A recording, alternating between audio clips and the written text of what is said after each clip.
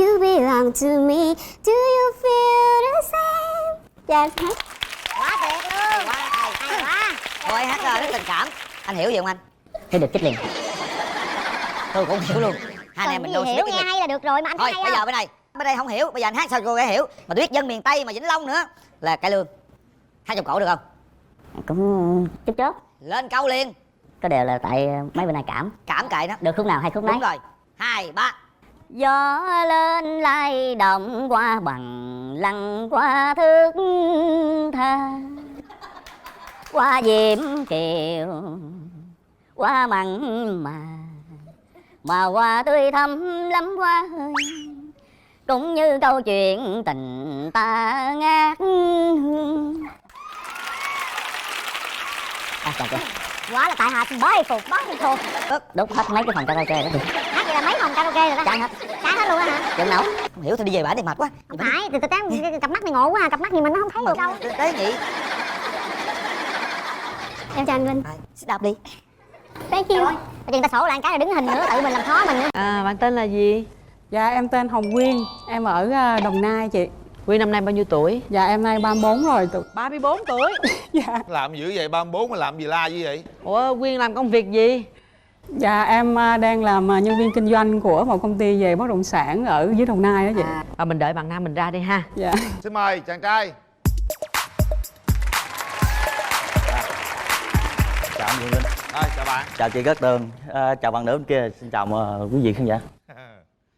Anh tên gì? Em tên là Nguyễn Công Trực, 36 tuổi, đến từ Bình Nguyễn Long. Công Trực. Dạ. Cái công việc chính mình là gì anh? Thì công việc chính của mình là tư vấn thiết kế và quản lý dự án các cái công trình bên xây dựng dân dụng. Quá hợp. Cô bên kia bất động sản, bên đây quản lý dự án. Coi như cặp này kết vô là làm giàu lắm luôn nè. Ngon luôn. Xây nhà liền luôn. Xin lỗi anh, có mấy mối tình rồi? Đã trải qua một lần đò. Ủa mình lấy nhau lâu chưa mà mình chia tay anh? Tụi em kết hôn cũng được gần 2 năm. Có bé nào không anh? Chưa chị. Dạ. 2 năm mà chưa có bé nào hết. Dạ. Tại vì lúc cưới xong thì bà xã đi quay qua học văn bằng 2. Thì học xong thì cô ấy tìm được một cái dạng này chia sẻ dự án trên mạng đó. Ở bên Úc người ta cần cộng tác viên đó. Thì cô ấy tìm được cái dự án đó cho nên cô ấy muốn đi theo cái hướng đó. Cho cô đi luôn. Thì cũng đang chuẩn bị. Có bàn với anh không hay là... Thì cũng hai vợ chồng bàn nhau rồi thống nhất xong nó mới đi đến cái giai đoạn là ly hôn nhé. Bà hay quá vậy. Chấp nhận. Còn yêu không anh? Khi tìm hiểu được một cái câu nói ở trong cái kinh Phật là như thế này: ngày nào vợ vợ chồng chồng, bây giờ trăng khuyết còn mong chi tròn. Cho nên thì thôi. Bạn kế tiếp. Nếu mà nói về mong muốn một người bạn kế tiếp á, thứ nhất thì mình mong muốn đó là một người đó làm được vai trò của một người bạn để chia sẻ được những cái điều mình muốn nói. Thứ hai đó là vai trò của một người vợ cũng biết chăm sóc gia đình. Thứ ba là vai trò của một người tình, để sau khi giai đoạn kết hôn rồi thì cũng phải biết làm mới tình cảm. Nữ mình nghe ảnh có một lần đò như vậy thì mình có vấn đề gì không? Ví dụ gia đình mình có đồng ý hay không?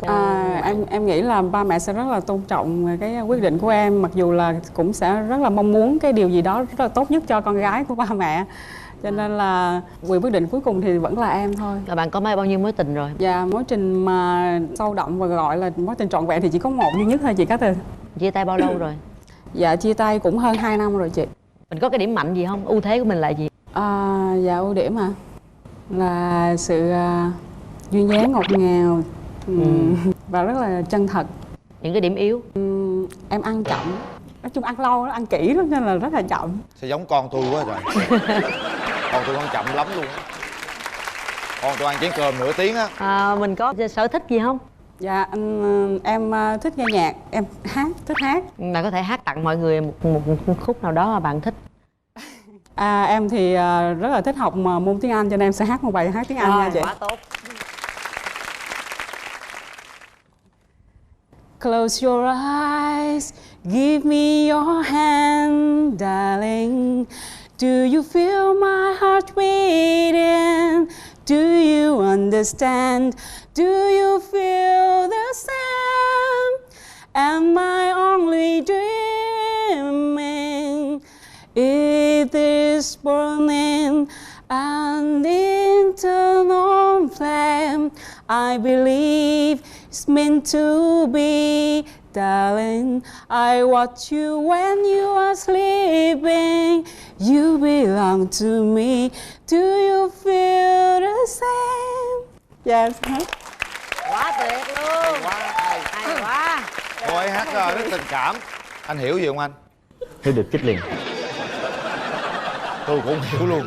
Hai anh em mình đâu hiểu, nghe hay là được rồi mà anh thấy thôi hay bây không? giờ bên đây không hiểu, bây giờ anh hát sao cho cô gái hiểu. Mà tôi biết dân miền Tây mà Vĩnh Long nữa là cải lương. Hát trong cổ được không? Cũng chút chớp. Lên câu liền. Có điều là tại mấy bữa nay Cảm kệ nó. được khúc nào hay khúc nấy. Đúng rồi. 2, 3. Gió lên lay động qua bằng lăng qua thước tha, qua diễm kiều qua mặn mà hoa tươi thắm lắm hoa ơi, cũng như câu chuyện tình ta ngát hương. Chào chị.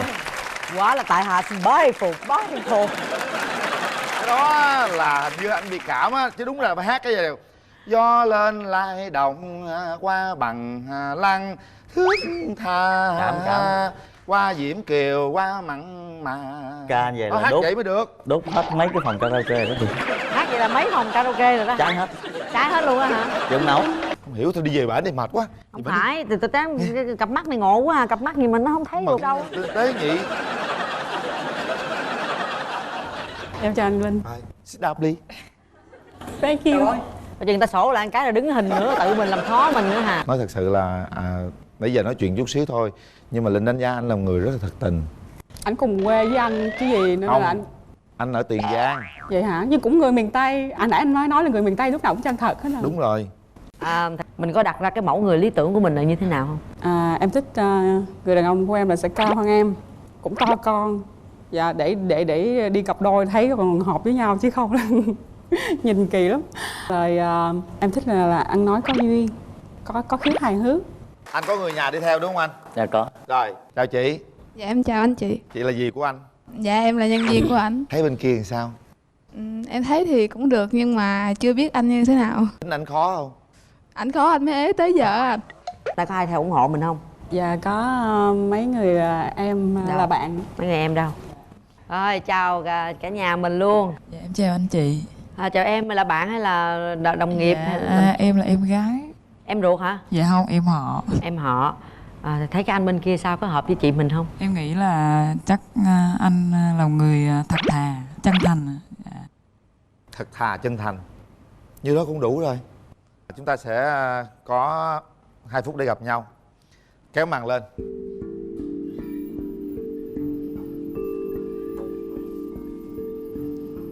Hai phút bắt đầu.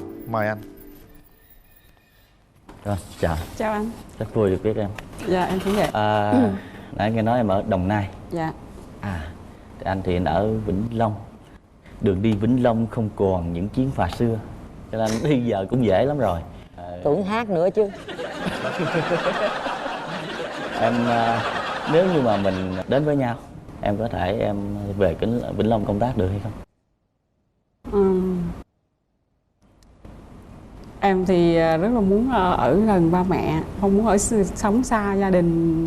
Thì đó giờ là cũng ở với ba mẹ, thành ra là công việc của em thì cũng ở Đồng Nai nữa. Thành ra, em chỉ Quanh quanh Đồng Nai. dạ. Theo anh thì trong hôn nhân là điều gì là quan trọng nhất? Anh nghĩ đó là cái sự tôn trọng. Vậy còn trong tình yêu cái điều gì ý nghĩa nhất với anh? Thì anh nghĩ đó là cái sự hai người cùng nhìn về một hướng, cùng một cái suy nghĩ về một cái vấn đề. Anh có dự định là mình sẽ có cái công việc ở Đồng Nai không? Hiện tại thì anh đang làm cộng tác viên cho một cái công ty tư vấn thiết kế ở trên này, nhưng mà cái thị trường của anh vẫn là thị trường Vĩnh Long. Ở trên này tức là ở thành phố Hồ Chí Minh ha? Ở thành phố Hồ Chí Minh có một cái công ty, thì công ty của anh làm cộng tác viên của công ty trên này. Chia sẻ dự án ở dưới làm. Cảm nhận về nhau đi. Trong em thì cũng về ngoại thất thì thấy cũng ổn ổn, không biết ý em sao. Ngoại thất là sao? Đúng là kiến trúc sư nói chuyện Mình phải dùng những cái từ chuyên ngành để nói cho nó hài hài. hài hài hả? Cái nội thất thì sao? Nội thất này từ từ rà mới biết. Trời ơi.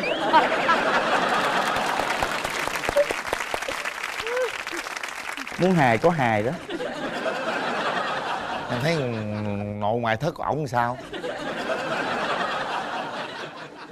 Thật sự là em mong đợi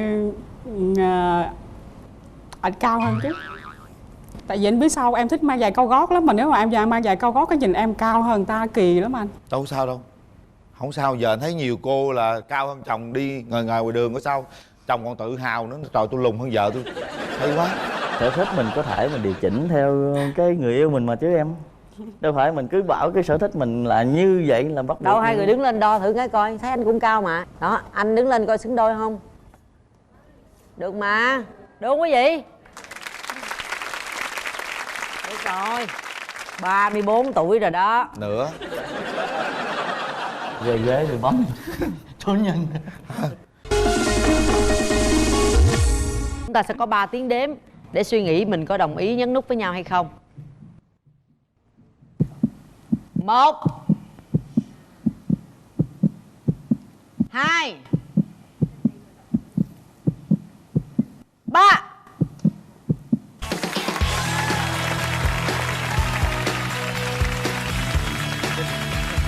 Không tin vào mắt mình luôn hả? Xứng đôi mà, đẹp đôi. Đẹp mà.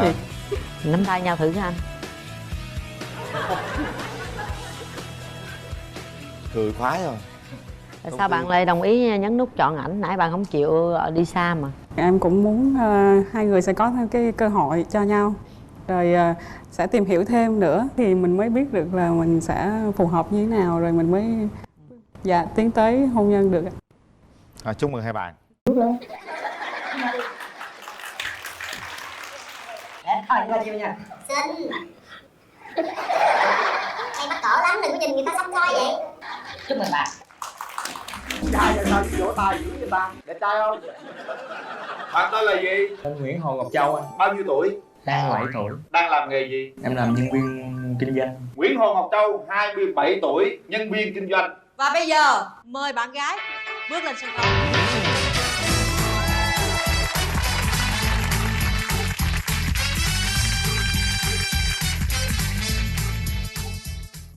Em tên gì?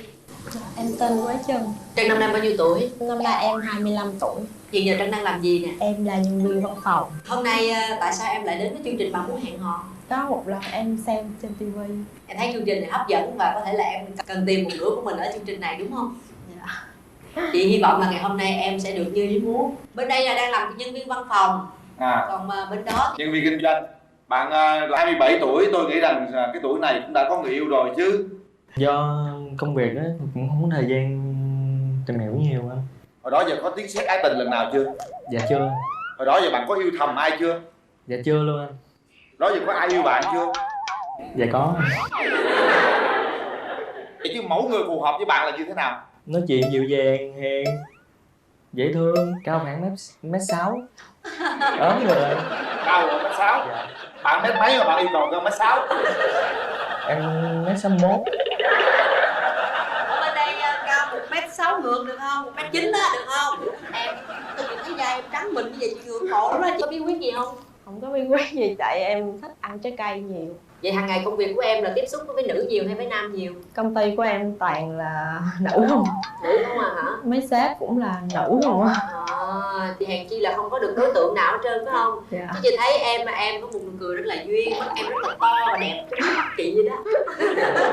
Tôi hỏi bạn là đó giờ bạn có một cái mối tình nào đặc biệt trải qua chưa? Dạ cũng có. Lý do tại sao ta chia tay? Sau thời gian quen thì có những điểm mâu thuẫn giống như là phát sinh ra những cái thứ không đáp ứng được. Những thứ nào không đáp ứng được trong tình yêu, bạn có thể nói cụ thể ra. Bạn nữ đó bướng quá, bướng bỉnh quá. Rồi gì nữa? Với đánh đá. Rồi gì nữa? Nhiều quan điểm không phù hợp. Còn bạn, thì khuyết điểm của bạn là gì? Hơi cọc. Hơi cọc. Khuyết điểm gì nữa? Không được cao. Vậy sao bạn yêu cầu người phụ nữ của bạn là phải là cao? Em cao cái rồi. Nói nhỏ mình chị nghe thôi. Mét 5. Mét 5. Mét 5. Rồi mặt bên đây xám xịt luôn rồi. Bây giờ anh hỏi em đến đây kiếm người yêu hay là kiếm vợ? Kiếm người yêu trước, được làm vợ luôn.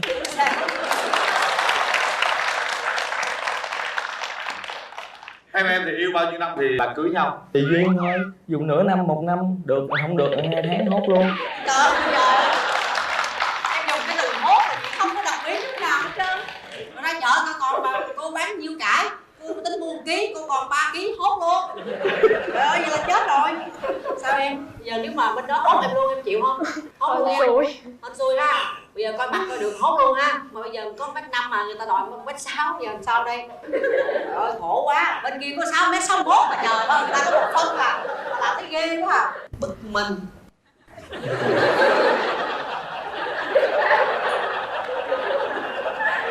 Được, có một rùi duyên rồi nữa nha. Thôi học tính tí thôi. Em, cái chữ em đeo cái chữ đó là chữ gì vậy? Chữ Phát. Phát hả? Dạ. Chị hy vọng em sẽ phát nha. Phát tài, phát lộc, phát tình luôn. Hay à, hơi khó à. Thế nếu như 1m50 nãy giờ em suy nghĩ điều gì? Nếu mà 1m50 cho men guốc luôn.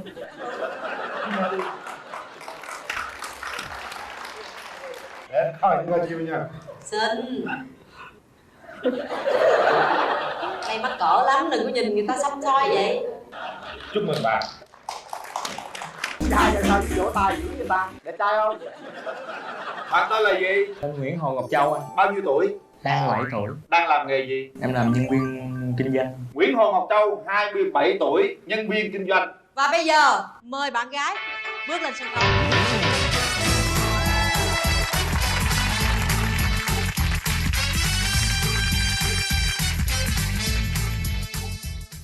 Em tên gì? Em tên Quế Trân. Trân năm nay bao nhiêu tuổi? Năm nay em 25 tuổi.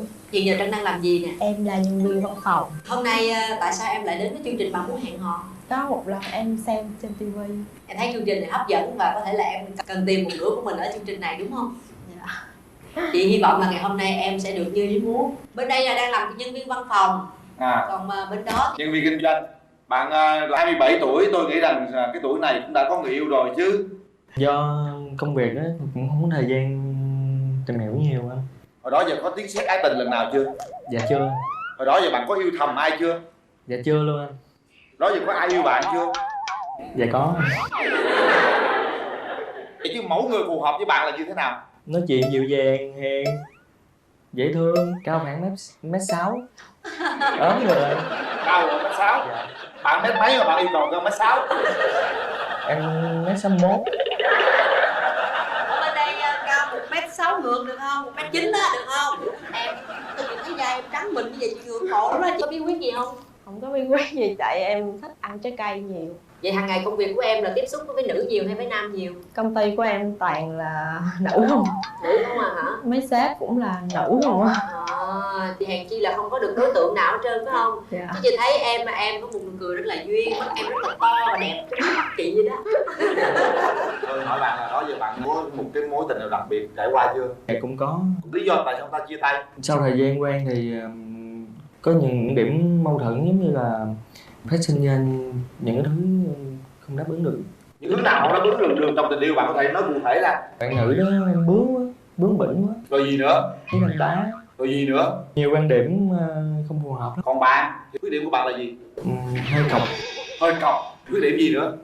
Không được cao. Vậy sao bạn yêu cầu người phụ nữ của bạn là phải là cao? Em cao cái mày. Nói nhỏ mình chỉ nghe thôi. Mét 5. Mét 5. Mét 5.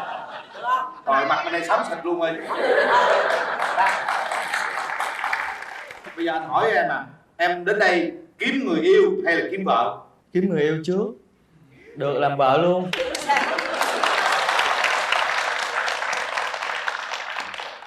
Hai em thì yêu bao nhiêu năm thì là cưới nhau? Tùy duyên thôi, dùng nửa năm, 1 năm, được không được 2 tháng hốt luôn. Trời ơi, em dùng cái từ hốt là chị không có đồng ý lúc nào hết trơn. Mà ra chợ tao còn mà cô bán nhiêu cải, cô tính mua 1 ký, cô còn 3 ký hốt luôn. Trời ơi, giờ chết rồi. Sao em? Giờ nếu mà bên đó hốt em luôn em chịu không? Hốt luôn em.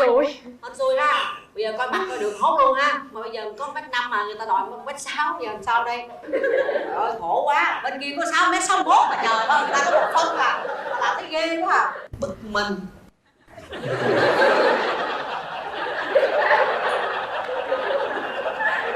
Được, có một trừ duyên rồi nữa nha. Thôi học tính đi thôi. Em, cái nhẫn em đeo cái chữ đó là chữ gì vậy? Chữ phát. Phát hả? Dạ. Chị hy vọng em sẽ phát nha.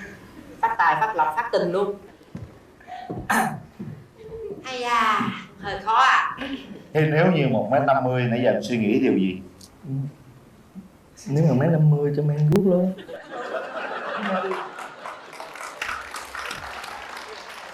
Để coi bao nhiêu nha. Xinh.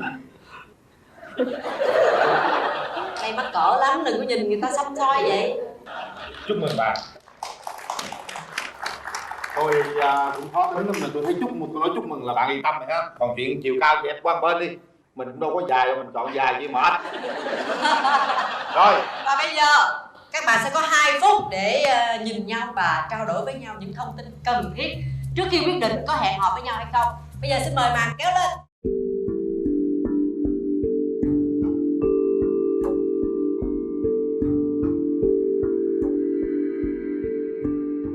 Bạn thấy hồi hộp không? Hơi căng thẳng chút xíu. Bạn cảm nhận Quế Trân là người như thế nào? Hiền, ít nói, như là hơi bị nhát tí. Còn gì nữa? Hơi lùn thì nó đại đi cho rồi. Thích tóc dài, thích tóc ngắn?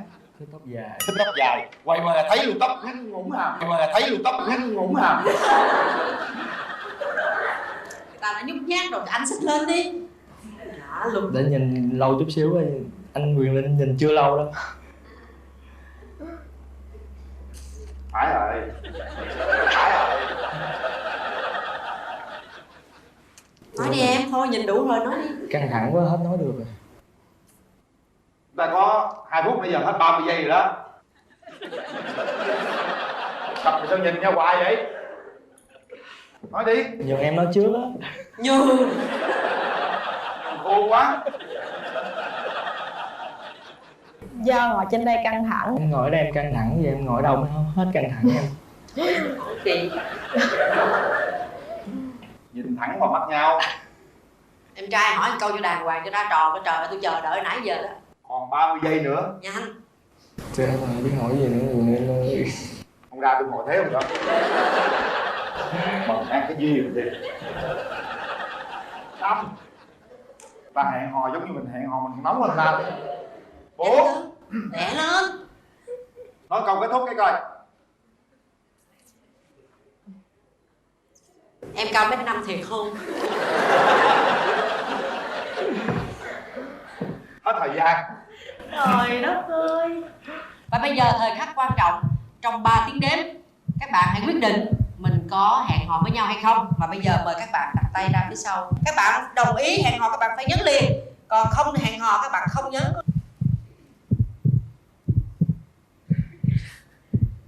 1. Suy nghĩ kỹ nha. 2. Và 3. Hết thời gian.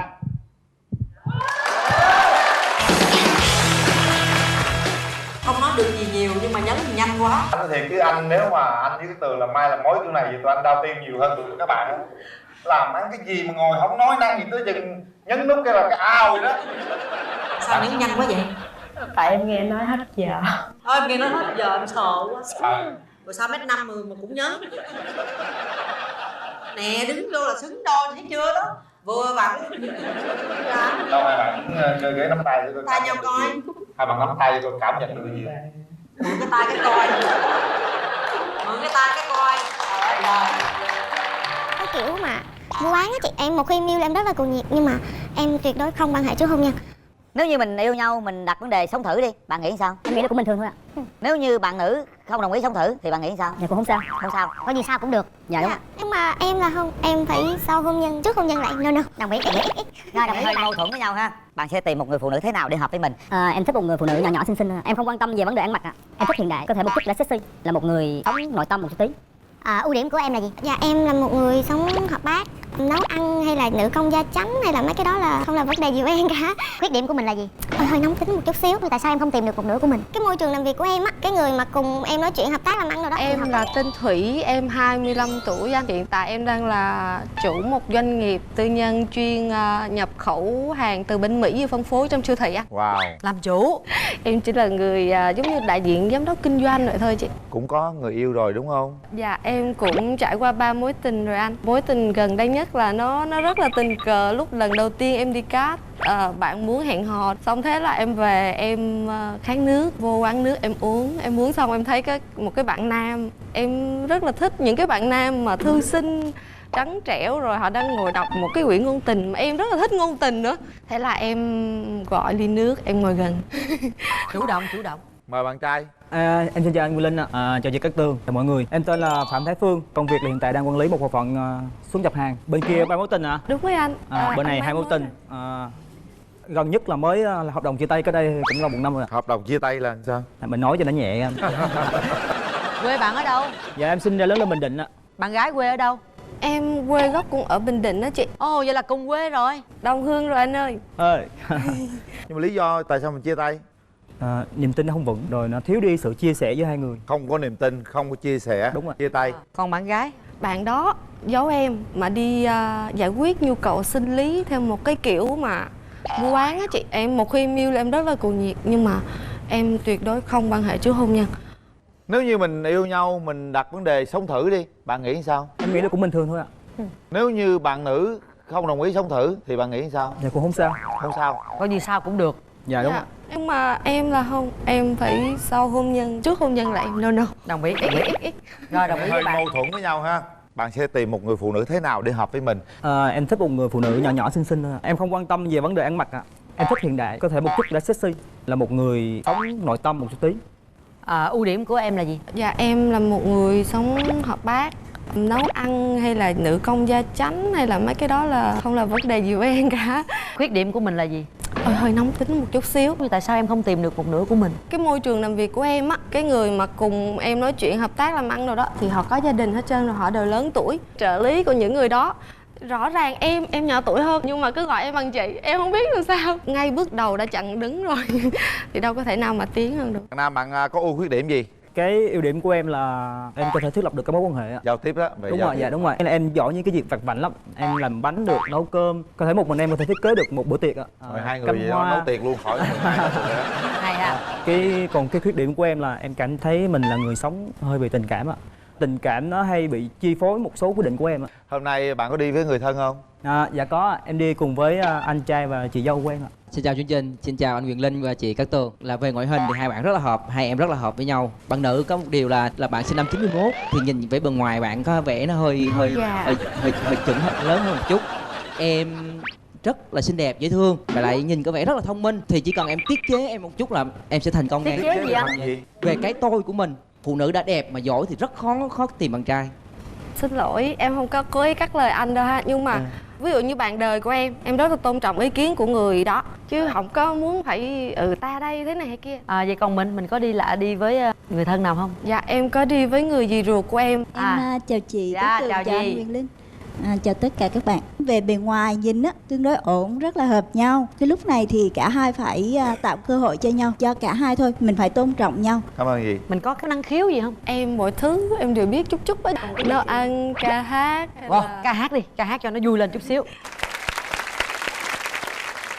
Lòng buồn vơi xa xăm, gợi lại kỷ niệm khôn nguôi. Thương khói lam ban chiều, và mái tranh thố còn nằm đôi. Dạ thời ơi.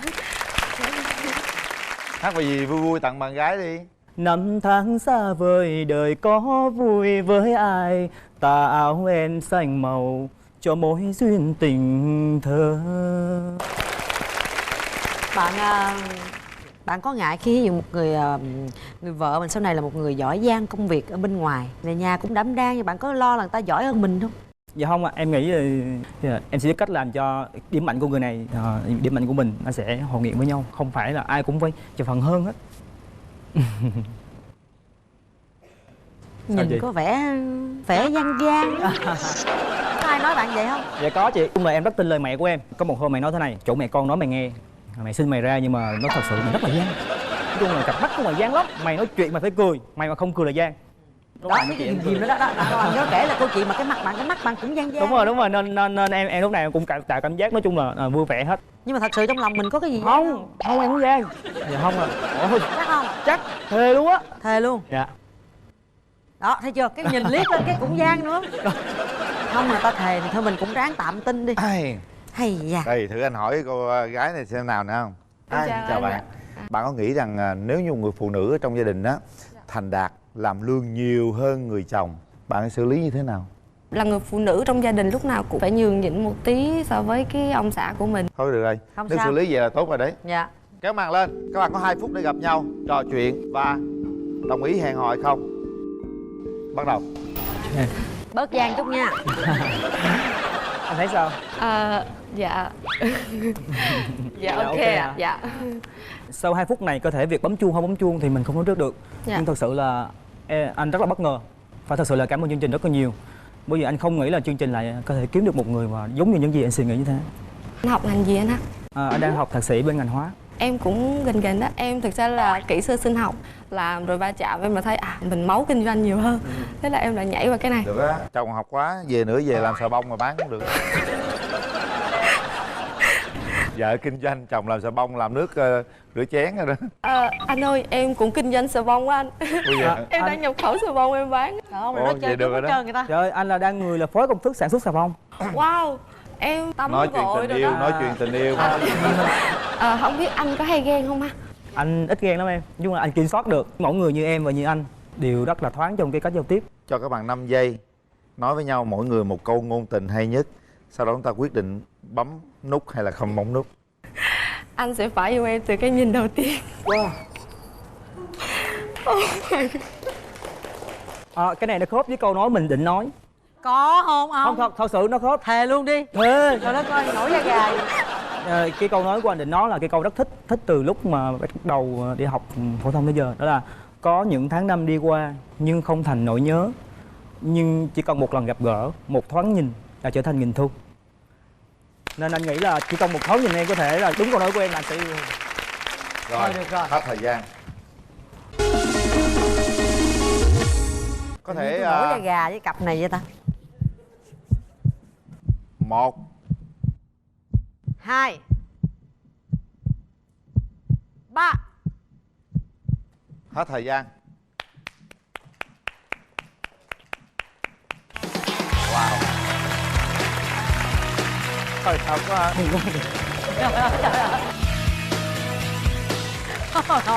Nhìn lên không thấy nút đỏ bạn hả? Lo quá. Lúc đó bạn suy nghĩ gì? Bối rối mà. Rồi bây giờ nắm tay nhau cái, thế nào? nắm tay nhau cái cho nó đỡ run coi. Rồi, cảm nhận về nhau thế nào nào? Tay anh ống. Còn bạn cảm nhận thế nào? Mềm, êm, nói chung là êm. Anh trai đẹp trai cảm nhận thế nào? Thật ra Phương tới chương trình cả nhà lo lắm. Ba má ở quê cũng lo nữa mà. Ông bà mà thấy cảnh này chắc bà vui lắm á. Mà ông biểu em ở nhà phải chuẩn bị phòng ốc, giường chiếu đàng hoàng nữa mà. Thấy hai cái tim nó đỏ hết là mừng rồi. Rồi, chúc mừng. Chúc mừng. Đây là những chiếc vé xem phim. Chúc hai bạn sẽ có thời gian xem phim và có những câu ngôn tình thật hay dành cho nhau. Hay là thấy được là coi như là lấy luôn làm chồng. Dạ, thấy được lấy luôn làm chồng, cái là tinh thần Dạ, để chuẩn bị tinh thần. đó, được là lấy luôn đúng không? Ở bên kia có muốn lấy luôn không hay là chỉ đến tìm hiểu cho làm quen làm bạn cho vui thôi? Em tên gì? Em tên là Trang. Bao nhiêu tuổi? Dạ cho em Tên giữ gì? bí Khoan, mật xin đi lỗi, chị. tên gì nói lớn lên. Tên Trang, tuổi, bí mật. Bí mật và bí mật tới hết chương trình luôn hay bí mật chút xíu thôi? Dạ bí mật tới hết chương trình đi chị, không mấy tiếng nữa gặp bạn nam mà nói luôn. Rồi, xin mời chàng trai xuất hiện.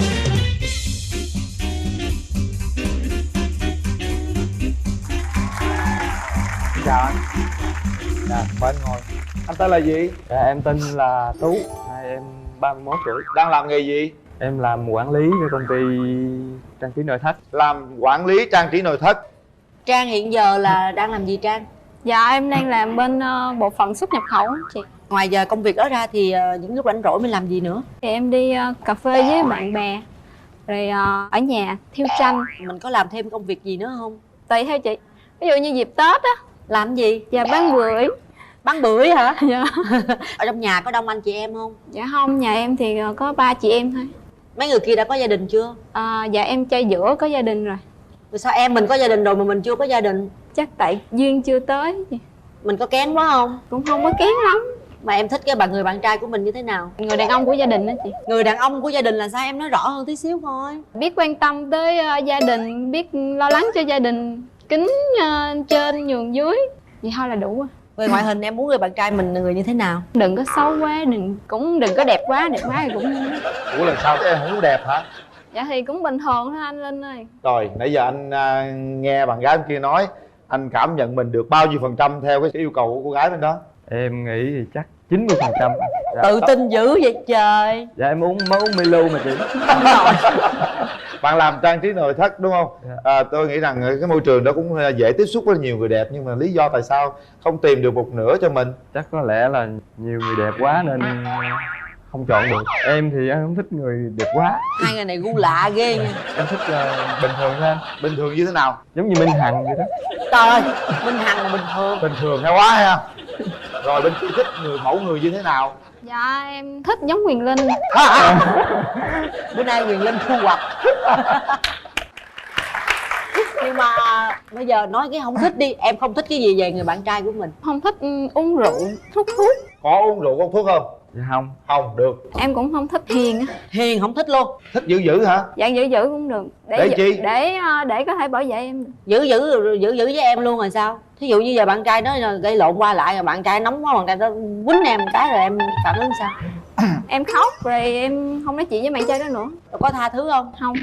Đó là vũ phu rồi. Ở bên kia có khi nào quýnh phụ nữ không vậy? Chưa bao giờ. Có ý định chưa? Người ta nói là không nên đánh phụ nữ dù chỉ một cành hoa mà. Có bực mình lắm lấy chổi lông gà đánh. Không, mà phải lấy cái khăn mồi xô gói cùng gạo sống á. Trời ơi, ác luôn mọi ơi. Anh trải qua bao nhiêu mối tình rồi? 3 mối tình, nhưng mà trong đó có một mối cuộc tình bị cô ấy hạ bằng knock out. Là sao? Hạ knock out là sao? Có nghĩa là vừa vô hẹn hò cô ấy cho em đôi dáng luôn. Là sao? Cô ấy cho em leo cây luôn. Thế là tới ế tới giờ luôn. Lâu chưa? 2 năm rồi. 2 năm qua bạn chờ đợi một cái tình yêu mới như thế nào? Đi làm thôi. Thế mạnh của bạn theo bạn là cái gì? Để người phụ nữ thích. Hòa đồng vui vẻ với mọi người, chiều chuộng phụ nữ. Rồi điểm yếu của bạn là gì? Sợ thấy con gái khóc em không dỗ được. Đừng có quýnh người ta sẽ không bao giờ khóc. Còn điểm yếu gì nữa không? Hết rồi. Rồi tôi nãy giờ bên đó nói là bên đây là bạn gái cứ ngồi gật đầu có vẻ rất là hài lòng với những cái điều mà bên kia chia sẻ. Nhưng bây giờ chị hỏi em một câu nè, mặc dù là bạn chưa có giới thiệu về tuổi, nhưng mà theo cái cặp mắt quan sát của Tường á thì bạn cũng không còn trẻ nữa. Vậy thì ngày hôm nay mục đích đến đây là muốn tìm một người bạn trai hay là thấy được là coi như là lấy luôn làm chồng? Dạ thấy được lấy luôn làm chồng. Có nghĩa là tinh thần là dạ để chuẩn bị tinh thần rồi. Đó, được là lấy luôn đúng không? Dạ. Ở bên kia có muốn lấy luôn không hay là chỉ mến đến tìm hiểu cho làm quen làm bạn cho vui thôi? Nếu mà được là... Nhưng mà ví dụ như bên đây là hiện giờ chưa biết tuổi nè, bên kia 31 đúng không? Còn đuổi bên đây người ta đi 34, 35 tuổi thì sao? Thì kệ nó, tình yêu làm gì có tuổi tác. Con gái lớn 2. À, bên đây hỏi là có chấp nhận con gái lớn 2 không chị? Tuổi tác thì em nghĩ chắc cũng 1-2 tuổi cũng không thành vấn đề. Không thành vấn đề đúng không? Ok, được rồi. Tuổi tác không thành vấn đề, bây giờ để tôi nhìn coi bên này già hay trẻ chứ bên đây là tôi thấy rồi. Khoan Tường, khoan mở cái màn anh hỏi. Bây giờ để anh hỏi cô bé bên đó nè ha. Bạn có thích chàng trai nhiều tóc không? Gì vậy trời? Người ta đến cái đoạn coi mặt rồi mà ông hỏi là cái đầu tóc. Từ bình tĩnh. Nói chung là nhìn sao được thôi Linh ơi, chứ nhiều quá cũng không được mà ít quá cũng không được. Theo kinh nghiệm của chị là coi như không có tóc rồi đó. Quá trời nhiều luôn. Chào em. Sống với ba mẹ hả? Út rồi. Coi như là cái gì là Út chịu hết phải không? Mẹ không chịu thì em có chịu không? Mẹ nó nói là em chịu là mẹ chịu mà. Không chịu rồi, được rồi. Rồi vậy đi. Để tôi qua bển coi sao. Coi bển nhiều tóc ít tóc. Bên đó bán bưởi, cái vỏ bưởi đó mình nấu. Mau lắm.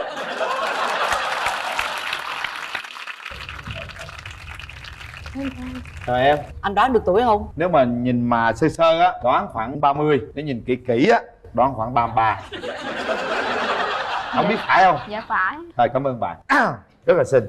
Bây giờ thì cho hai bạn nhìn nhau trực tiếp. Bây giờ kéo màn lên. Tuổi tác không quan trọng. Tuổi tác không quan trọng, chỉ có mẹ mới quan trọng thôi. Chỉ có tóc tai mới quan trọng thôi. Tóc này quan trọng là tóc tai thôi. 2 phút bắt đầu. Dạ. Em ở đâu? Dạ em ở quận 9. Ô quên. Trời đất ơi. Dạ tại nãy em xưng là em nên hơi ghế. Mình ở quận 9. Không quan trọng. Mình ở Đồng Nai. Ở luôn. Nãy không nói chuyện đây lớn, bây giờ qua gặp người đẹp nói chuyện nhỏ chút xíu thôi. Anh nghĩ là nhìn nhau là đủ rồi anh. Nhìn nhau đủ hả? Nhìn nhau là đủ. Ngủ là mà ngủ. Nói đi em, không mấy mình lớn mình chủ động luôn đi cưng. Mình lớn nhưng mà mình cũng là con gái. Ủa vậy bạn này lớn hơn bạn này mấy tuổi? Chị đó 2 tuổi. Chị nhỏ mà. Nhưng ta đẹp hơn mình. Ta nhiều tóc thì mình đâu có quyền. Anh nhìn hai cái Không mà em thấy bạn cũng đẹp mà anh. Sao anh nói bạn xấu? Đâu có nói Đâu xấu. có nói xấu đâu. Ta chỉ nói nhiều Bạn tóc. nói anh nói xấu. Chui gì Binh ông nội ơi. Chui gì Binh rồi. Tiếp còn một phút chặt nữa, thôi. nhanh lên em. Em có muốn bấm chuông không? Em có muốn bấm chuông không? Dạ. Tú bấm thì Trang bấm. Chơi kỳ vậy. Vậy nó đỡ quê anh. Bây giờ tôi hỏi lại là nếu như mà nó nói là không thích thì sao? Thế thì thôi chứ sao giờ? Nếu tao nó không thích thì bạn có thích bấm chuông không? Đừng có xúi. Tình yêu mà sao xúi? Trời ơi. Bấm đi có bưởi ngồi đầu. Nhanh lên trời ơi, cứ lo tặng mấy trái bưởi không là chết rồi. Thôi hết giờ. Thôi vậy thôi đi. Nè tôi còn nhắc cái này không đem cái quà để đây chiêu nội. Anh run quá em quên.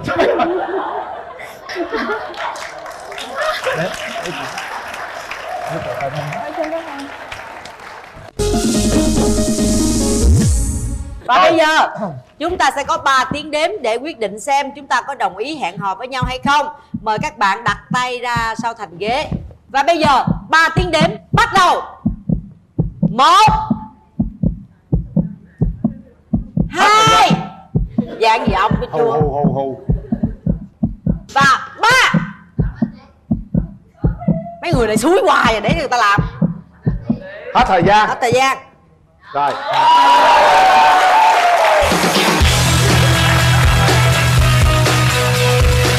Đến đây chưa có tới được gần đâu. Bạn bấm sau hình như là 3 giây. Tôi không đồng ý. Tại cái chuông nó không ăn á. Sao không ăn? Chu chương trình làm gì không ăn? Chắc phải kiểm tra lại. Em đồng ý, em đồng ý. Không, tôi không cho. Không phải, hồi nãy giờ là chưa tình ta đã muốn nhấn từ trước. Tôi không cho, bây giờ tôi không cho thì sao? Dạ anh không cho mà em nhận quà rồi. Đó, thua, đi qua bên kia đi ông ơi. Đó, vậy hoài à. Bạn trai nhìn thấy điều gì ở bạn nữ? Dễ thương, nghiêm túc trong tình cảm. Thế còn em cảm nhận gì về người bạn trai bên kia? Giống như chị nói, thời gian giờ cũng còn có ít à. Nên thôi, có đối tượng thì mình cứ tìm hiểu. Thời gian còn ít là thời gian gì? Dạ em bây giờ đã hơi lớn tuổi rồi. Nên là cũng muốn tìm cho mình một cái bờ vai để nương tựa. Và em thấy người đàn ông kế bên là... Thấy bờ vai sao? Hơi nhỏ nhưng mà cũng được. Hơi nhỏ nhưng mà cũng được. Rất là chân thành. Và cảm ơn hai bạn rất là nhiều. Chúc cho hai bạn sẽ tìm thấy hạnh phúc thật sự cho bản thân mình. Em muốn tìm một nửa người yêu của mình, một nửa yêu thương của mình như thế nào? Đối với em thì hôn nhân là hạnh phúc, và hôn nhân cũng là mình phải biết vun vén. Mình phải vun vén như thế nào để cho hôn nhân của mình nó hạnh phúc. Về em suy nghĩ thì rất là đơn giản. Ví dụ như có những cái chuyện gì đó mình cần nên giải quyết thì mình cứ nhỏ nhẹ với nhau mình giải quyết, chứ mình đừng có nên mà làm sùm lên rồi cuối cùng cũng không giải quyết được vấn đề gì hết. Được. Thứ hai nữa là về công việc nhà thì mình cứ chia sẻ nhau mà mình làm thôi, chứ không phải là cái công việc nhà là của vợ thì đi làm về phải tự vô làm, không có. Đối với em thì nó không có như vậy. Ai lúc nào làm cái đó. Ai rảnh được thì cứ làm. Thôi hai người cũng đã lỡ những chuyến đò tình yêu rồi. Bây giờ ta cố gắng là đóng lại con thuyền tình yêu mới để nó lan tỏa hạnh phúc ha. Dạ. Quyền Linh, chào chị Hồng Vân và Rồi chào em. các khán giả ở đây.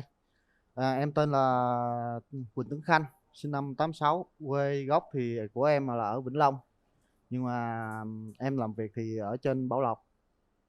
Khanh làm gì trên Bảo Lộc? Dạ em làm chuyên về hoa lan anh, làm chuyên về những cái Lan rừng đó hả? Dạ, thì gieo hạt, như là mình lấy cái trái của lan rừng mình gieo hạt, hoặc là mình có thể là mình thụ phấn cho nó để mà mình tạo ra những cái giống mới, giống đẹp, Giống có lan đột biến không? Dạ nếu mà như hiện tại bây giờ thì lan đột biến thì mình làm trái nhưng mà ra tỷ lệ vẫn là xổ số giống như cái hàng rừng thôi. Dạ, bởi vì thì, cái hàng đột biến nó nằm ở một cái lĩnh vực khác gọi là những cái gen lặn, nó sẽ thành gen trội và mình muốn làm được nó thì rất là công phu. Một cây lan hiện nay, giá lan rừng hiện nay một cây là khoảng bao nhiêu tiền? Thì nói chung tầm giá nó bây giờ nó cũng dao động, thì cũng có khi vài chục ngàn, có khi vài trăm ngàn. Có vài tỷ không? Dạ cũng có anh. Nhưng mà mấy cái đó là lan đột biến vài tỷ, vài chục tỷ là cái chuyện rất là bình thường. Vậy vài hả? tỷ một sen là chuyện rất là bình thường. Trời ơi. Có người mua một cây lan chỉ cần khoảng 5 sen thôi mà có khoảng 40 mấy 50 tỷ thôi. Trời ơi. Rồi chào Dạ, hai bạn. Dạ. Rồi giờ ngồi bàn chuyện lan cho tới sáng hay gì? Bên đây người ta có cây lan đây nè, lo mà chinh phục vậy bên hả? đây đi. Nghe nó lan rừng á là hay lắm. Nhớ ngay nhạc sĩ Thể Hiện á. Nhánh lan rừng đã nở những ánh hoa trắng xinh. Bài đó hay lắm, chút hát bài đó đi. Rồi đó là bên đây là về chuyên về lan đúng không? Dạ. Để coi bên đây chuyên về gì nha. Rồi. Giới thiệu đi cưng. Chào anh Huyền Linh, chào em. Chào chị Hồng Vân, chào anh trai kế bên và gia đình cùng các quý khán giả ngồi phía dưới. Tên em là Lê Thị Biết Thắng. Hiện nay em đang sinh sống và làm việc tại tỉnh Trà Vinh. Nghề nghiệp chính của em là làm các loại giấy tờ liên quan đến hậu tịch, đến nhân thân, ví dụ như khai sinh, kết hôn, khai tử nhưng mà mang yếu tố nước ngoài. Tức là em làm về bên hộ tịch đúng không? Dạ đúng rồi. Làm ở xã đó hả? Dạ ở huyện. Ở huyện ha? Dạ. Huyện nào em? Dạ huyện Duyên Hải của tỉnh Trà Vinh. Huyện Duyên Hải. Em trai là ở quê Vĩnh Long. Vĩnh Long mà qua Trà Vinh cũng gần. Nhưng mà giờ đang làm việc ở Lâm Đồng hả? Dạ. Ở Lâm Đồng. Lâm Đồng đó. Rồi bao lâu mới về Vĩnh Long một lần? Dạ thì do là ở Vĩnh Long thì em còn mẹ nên cứ mỗi tháng thì em sẽ về đó tầm 3 ngày 4 ngày. Tháng nào cũng về hết? Dạ tháng nào em cũng phải về. Rồi về cũng gần về Trà Vinh rồi đó. Bởi vì có mẹ với ông bà ngoại nên mỗi tháng là cứ mỗi về, mà ngày nào cũng phải điện về. Nhưng mà em có nghĩ là ngày nào đó em sẽ về bởi vì mẹ em về chăm sóc mẹ chưa? Dạ thì em cũng có một cái dự định của năm nay, nhưng mà nói chung là bây giờ mình chưa nói trước được điều gì nên là em cũng bật mí luôn là trong năm nay em sẽ xây nhà lại và em sẽ dời công việc em về dưới đó. Rồi vậy khỏe. Sát bên Trà Vinh ha. Rồi được rồi. Yên tâm mà, bên đây tôi cũng yên tâm rồi đó. Ở Lâm Đồng thấy xa quá. Em trai có mấy mối tình rồi? Dạ thì tật xấu coi là cái tính tốt trước xấu. thì có một mối tình với người đầu tiên là vợ. Rồi sau khi ly hôn thì cũng mấy năm em có quen một người cũng lớn tuổi hơn em đó. Rồi hai người thì cũng qua lại nói chuyện và cũng cái chịu cảnh yêu xa lắm. Em thì ở Vĩnh Long, người đó ở Tây Ninh. Rồi cứ nói chuyện qua lại thì cũng có nảy sinh tình cảm, rồi cũng muốn là tiến tới hôn nhân. Thì khi mà chuẩn bị đâu đó xong xuôi hết rồi, còn khoảng 10 ngày nữa là đám cưới đó, thì cô ấy bị tai nạn mất. Cái người thứ nhì đó phải không em? Dạ. Nên nói chung là tới giờ cũng 4 năm, hơn 4 năm rồi.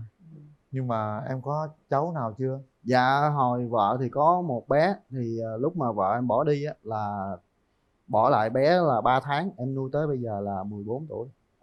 Trai hay gái? Dạ trai. Con trai hả? Dạ. Đó. Vậy là... Hoàn cảnh bạn trai bên đây, còn đường tình duyên bên kia thì sao? Để từ từ hỏi bên đây em cái điểm mạnh nhất của em là gì?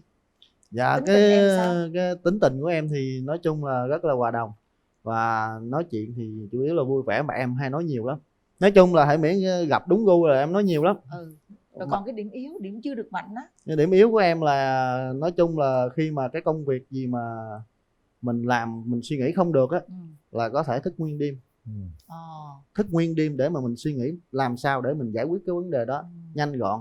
Cái đó cũng là bởi vì đối với em là nói như thế này, công việc của ngày hôm nay không muốn để qua ngày mai, và không muốn để trì trệ cái công việc của mình. Thì cái đó là điểm mạnh mà cưng, đâu phải yếu đâu. Không, nhưng mà nhiều khi thức 3-4 đêm liền bị la, bị mẹ la. Rồi chị hỏi giùm em bên đây nghe, em lắng tai nghe cho kỹ nè. Sao điểm mạnh của mình như nào, điểm yếu như nào, nói luôn đường tình duyên của mình sao? Dạ thì chắc có lẽ là em nói về hôn nhân trước. Em Nói cũng lớn giống lên coi nào. em cũng giống như anh bên kia thì cũng một lần gãy đổ. Tụi em sống với nhau được 10 năm, đến năm 2015 thì tụi em ly hôn. Thì hiện nay thì em đang nuôi hai con trai. Và nhà em thì còn một người mẹ già trên 80 tuổi. Về cái điểm mạnh của em thì em rất là độc lập, vui vẻ, hòa đồng. Về công việc nữ công gia chánh thì có lẽ làm theo mình tự nhận xét mình nha, là mình làm cũng tương đối tốt. Tốt rồi. Có điểm gì chưa mạnh không? Cái điểm yếu của em là em rất là thẳng thắn. Tại vì có đôi khi mọi người nói là tốt, nhưng mà có khi là mình nói thật quá, người ta lại không vui. Nó lại không có trúng ý người ta dễ buồn với giận mình. Với lại một cái nữa là em nói nhanh, có cái tật nói nhanh. Có lẽ là nhiều khi do cái tính chất của nghề nghiệp. Em chào anh. Không có nói nhanh đâu em nói chậm nghe rõ lắm đó. Em đang cố gắng nói chậm mà chứ bình thường em nói rất là nhanh. Rồi sau cái đợt ly hôn đó là em có cái người nào khác không, hay là ở không tới bây giờ? Chắc có lẽ là em thuộc cái top là ế bền vững anh. Thôi đời là số phận rồi ha. Bây giờ mình gặp nhau đây, tiếp tục cái duyên, biết đâu nó sẽ thành cái nợ với nhau nữa. Em muốn tìm một cái yêu thương của mình như thế nào? Đối với em thì theo em thì em không đặt một hình mẫu. Bởi vì em nghĩ là con người khi mà người ta sinh ra chả có ai là hoàn thiện hết, mà có thể mình vì một người nào đó hoặc vì một cái lý do nào đó mình sẽ cố gắng tự thay đổi bản thân mình để mình thích nghi với cái hoàn cảnh sống hoặc là với một người nào đó. Chứ đặt hình mẫu thì em cũng không biết đặt như thế nào.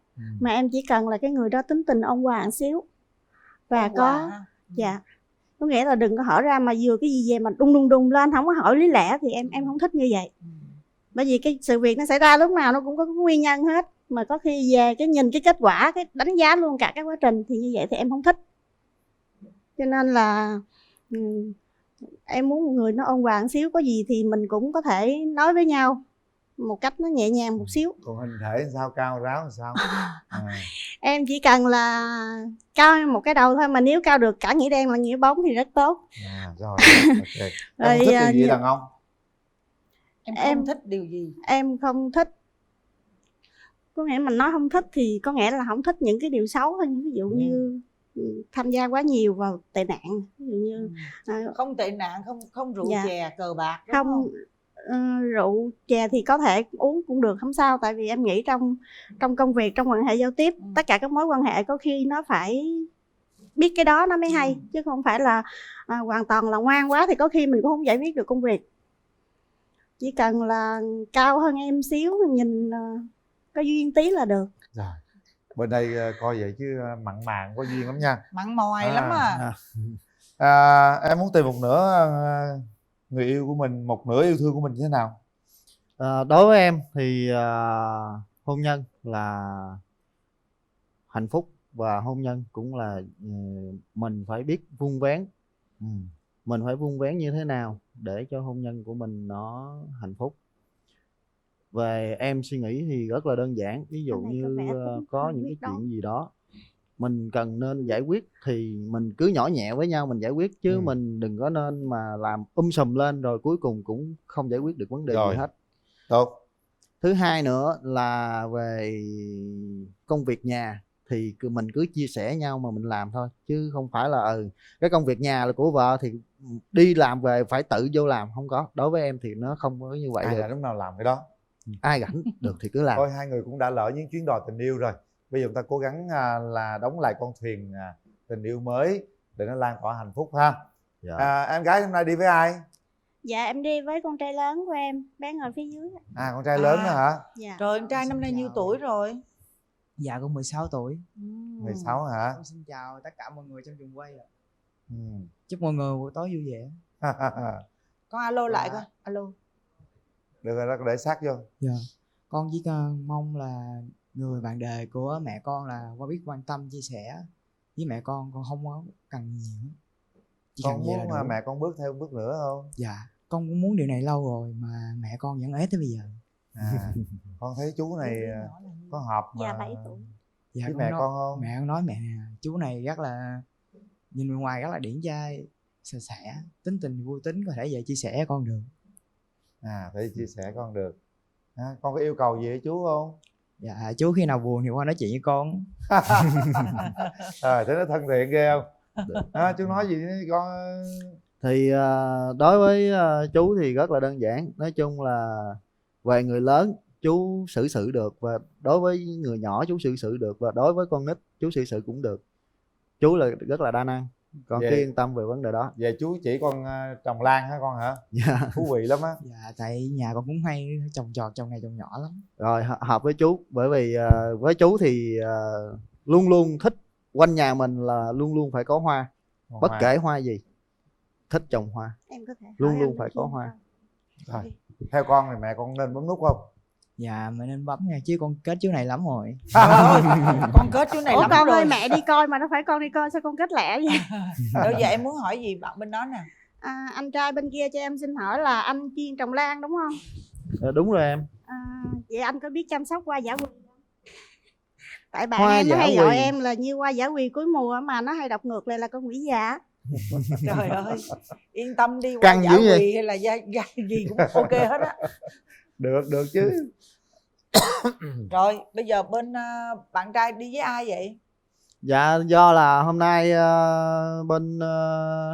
bên mà mấy đứa bạn nó bận họp rồi, em kêu nó chạy lên mà nó chạy lên không kịp, nên cuối cùng là em đi có một mình luôn. Thôi được rồi. Anh nói cho em nghe, cô gái bên kia là một người của xã hội. Cô bên kia đang làm công việc của nhà nước rất là tốt, ổn định ha. Một cô gái cũng chân thành, đã lỡ 10 năm nay vẫn ở một mình nuôi con như thế. Một cái con người phải nói là đậm chất miền Tây, rất là thật thà, chất phác. Ở cô ấy lan tỏa một cái điều là một người phụ nữ của gia đình. Đấy, ngoài cái việc làm công việc cơ quan ra, cô ấy còn làm thêm để có thể cho phát triển kinh tế gia đình. Như vậy là con người cũng đang có một cái ý chí cầu tiến rất là lớn. Theo anh đánh giá là như thế. Còn chàng trai bên đây rất là dễ thương đó em. Nếu như mà hai người hợp nhau thì anh nghĩ rằng nên có thể bấm nút được ha. Bây giờ mình kéo rào nha. Kéo rào đi. Mở rào. Rào quay hôm nay nó héo luôn rồi đó. Bắt đầu đi.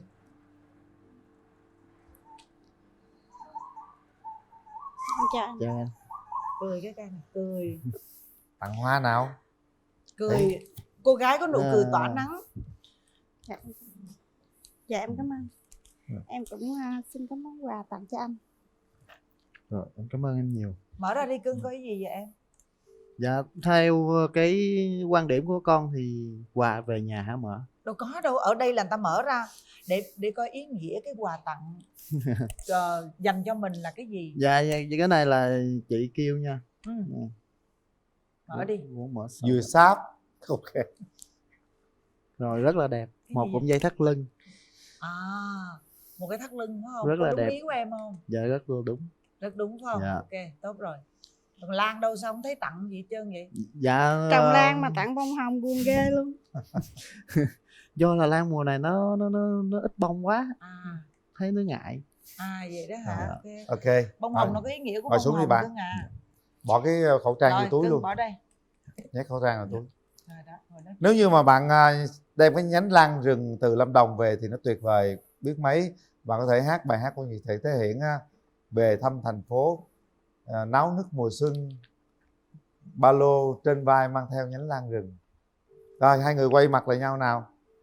Đó, chúng ta bắt đầu trò chuyện đi. Chào em. Em ở huyện nào? Hồi nãy Dạ em ở Duyên Duyên Hải. Hải. Duyên Hải. Huyện ven biển không? Duyên Hải thì lên anh có khoảng hơn 100 cây cũng được. Dạ. Chính xác là từ chỗ em lên đến anh khoảng 120 cây. Nhưng mà đi đường quốc lộ 60 gần hơn chứ. Bây giờ nó cũng có nhiều đường đi lắm anh. Dạ. Anh ở huyện nào của Vĩnh Long quê? Quê thì ở huyện Tam Bình, nhưng mà là anh của cuối cùng của Tam Bình, có nghĩa là đầu Tam Bình, cuối Tam Bình mà cũng là đầu của Tam Bình. Hình Là như gần em Có nghĩa là nó nằm ở sát quốc lộ 1A. Gần cầu Mỹ Thuận đó. Dạ không anh, cầu Mỹ Thuận là của huyện khác rồi. Của Bình Minh hả? Bình Minh là nó nằm ở bên góc cầu Cần Thơ. Hình như là em có duyên với Vĩnh Long hay sao? Thôi hai người cảm nhận với lần đầu tiên gặp mặt mình cảm nhận thế nào? Đúng rồi. Có muốn hùng hạp kiếm đứa con gái không? Bên kia con trai, bên đây hai con trai, kiếm đứa con gái đi. Anh cảm nhận như thế nào khi mà tiếp xúc lần đầu với em? Thấy dễ gần. Anh thích cái cách mà thẳng thắn nói nhiều. Anh cũng vậy, rất là thẳng thắn và nói rất là nhanh mà cũng nói nhiều lắm. Dạ. Có lẽ mình cũng giống nhau điểm đó. Em cũng nói nhiều nhưng tùy trường hợp. Nhưng mà cãi nhau không nói nhiều nha. Cãi nhau không nói. Không, đối với anh cãi nhau anh không bao giờ anh nói luôn. Anh im thinh luôn. Hễ miễn cãi nhau anh cứ đánh, anh thì nóng lắm, nhưng mà hễ miễn cãi nhau anh ra anh múc nước anh dội anh đầu anh xong anh đi à. Chừng nào cảm giác mà mình tĩnh tâm lại, mình thoải mái lại, mình mới dám đi về mà mình nói chuyện. Chứ mà lúc đó mình có thể là mình tánh mình nóng, mình không kiềm chế được cảm xúc của mình, nó lại khó hơn. Em thì em nghĩ là mình im lặng đi, khi mình bình tĩnh mình sẽ nói chuyện với nhau nó sẽ hay hơn là cái lúc mình nóng giận. Thì đúng rồi. Anh nói là nhìn em dễ gần, vậy anh có muốn gần hay không? Trời. Quan trọng là cái nút ở phía sau em có dám bấm hay không thôi. Em lúc nãy em cũng có nghe là anh nói về cái anh mong muốn cái người phụ nữ là nói chung là hình dung tạm thời giống như là giỏi nữ công gia chánh vậy đó. Không, đúng không? nếu anh không phải là giỏi về nữ công gia chánh, mà anh không muốn người phụ nữ của anh giỏi về nữ công gia chánh, nhưng mà cái công việc đó là mình có thể mình làm được với nhau. Hai người hùng hạp đó, ta nói hai người cùng hùng hạp làm. Và anh nói với em một câu, có thể là phụ nữ nấu ăn chưa chắc gì ngon bằng anh. Khi anh em vào công bếp. Nhận điều đó. Tại vì đa số những đầu bếp nổi tiếng đều là nam, chứ không phải nữ. Với lại người ta chăm con người ta từ 3 tháng tuổi đó, bởi vì sao mà không giỏi được. Chị ơi, cái này phải kiểm tra lại, biết đâu có người hùng hạp chăm sao chị. Chưa gì đã ghen tuông rồi đó. Trời ơi, căng quá. Phụ nữ ngộ lắm, bắt đầu để ý ai rồi là mới ghen đó. Còn là không có ghen đâu. Bắt đầu có để ý đúng không? Không bắt có, đầu có để ý rồi đó. Chị ơi, đôi khi là có những bà hàng xóm tốt bụng sao chị? Đó thấy chưa, ghen thêm tập 2 đó. Chị, em nói một câu đi, em nói một câu đi cho bà yên tâm đi. Em xác nhận có không? Cái đó là không có rồi, đâu có ai đâu. Chứ tại là nói cho nó vui thôi, cho nó thay đổi không khí thôi. Chứ thật ra em nói nếu như không tin nhau thì không thể nào sống chung được với nhau hết. Ghen tuông nó không giữ được người đàn ông, mà ngược lại nó sẽ đẩy người đó đi xa hơn. Biết đâu với cuộc gặp gỡ hôm nay thì cái dự định về quê sớm đó nó sẽ trở thành hiện thực rất là sớm. Cái dự định bạn sẽ về quê, nếu mà về Trà Vinh thì có thể chúng ta hẹn hò nó dễ hơn đúng không? Dạ đúng. Bây giờ thì trước mắt tôi nghĩ rằng yêu xa chút xíu cho nó hấp dẫn, hẹn hò, bởi vì bạn ở Lâm Đồng thì bây giờ cái phương tiện thông tin đại chúng nó cũng dễ mà, mở máy lên là gặp mặt nhau rồi. Các bạn có nghĩ rằng điều đó làm được không? Đòi hỏi là anh có muốn làm hay không nữa. Thì nói chung khi mà về Lâm Đồng thì anh chỉ chủ yếu là anh rảnh buổi tối nhiều hơn, nên mình có thể là nói chuyện, trò chuyện vào buổi tối. Thì khi mà nào anh về Vĩnh Long anh sẽ báo trước. Đó, anh báo trước. Nhớ đem nhánh lan rừng nha. Em thì do hiện nay cái thời gian làm việc nó chiếm gần hết thời gian của em. Nghĩa là tính thời gian làm việc là em bắt đầu làm từ 7 giờ sáng đến 22 giờ 30 em mới kết thúc. Cho nên là em cũng không có nhiều thời gian lắm, cho nên top ế bình vẫn em luôn đứng đầu. Nhưng mà có lúc nào đó từ đây tới ngày mà anh có thể về Trà Vinh á, thì nếu mà em với con có đi du lịch đó ở Đà Lạt đó thì cũng thông báo cho anh cái. Không, nếu mà như mà thông báo sớm thì có thể là rước lên luôn. Rước lên luôn. Được nhớ nha. Nhưng mà em định là tháng mấy thì em sẽ về quê trong năm nay? Dạ trong năm nay thì tầm cỡ khoảng tháng 5 em sẽ về. Trời ơi, có 2 tháng nữa chứ mấy. Đâu, chương trình này phát là còn tháng nữa thôi. Không thì bây giờ mình đừng tính thời điểm này nè, 2 tháng nữa chứ mấy. Tháng 5 sinh nhật của em đó anh. Tháng 5 đó hả? Ngày nhiêu vậy? Dạ 19 tháng 5. Vậy đó hả? Tôi 26 tháng 5 đó. Tôi 26 đó. 19 tháng 5 là ngày sinh nhật thôi đừng của nói bác đó. Trùng ngày luôn đó. Bây giờ nè, đó là một trong những cái ngày đặc biệt. Nếu các bạn có duyên với nhau, các bạn sẽ làm một điều đặc biệt trong ngày đó. Anh nghĩ là như thế. Và bây giờ thì mình sẽ về nhà nói chuyện điện thoại, rồi trao đổi từ từ sẽ hiểu nhau nhiều hơn ha. Bây giờ thì em trai, em đến nắm tay cô gái, nhìn thẳng vào mắt cô gái Trà Vinh ha. Huyện Duyên Hải, miền nắng gió mặn mà, rồi với nụ cười rất là tươi. Hãy hát một bài nào đó để tặng cô gái. Bây giờ miền Tây mình thì nó nhiều lắm, mà nếu mà dân Trà Vinh để mà mình hát như là câu lý câu hò thì lại làm khó nhau, bởi vì anh không biết hát. Anh chỉ biết nghe không anh không biết hát. Thôi hát đỡ bolero ha. Dạ. Sông nước khô chèo xuồng miền Tây mênh mông làng nước, em gái đưa đò đẹp rạng ngời chiếc áo ba ba. Cầu tre lắc lèo khó đi, em gái ơi giúp anh sang đò, nhọc nhằn cho cuộc tình tôi khi cây lúa ngày còn xanh. Lúc bình trôi đến nơi phương trời, thuyền tình tôi là dòng sông đưa phù sa một kiếp long đông. Về miền Tây đợi chờ ai, thuyền tình quay về bến sông, mong người em ru mấy câu hò.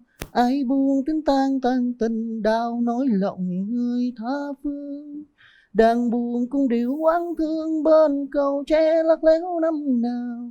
Em ơi nhớ em lâu rồi, anh chớ về lại quê hương. Quá trời rồi. Thiệt không? Rất ngọt luôn ha. Quá trời rồi.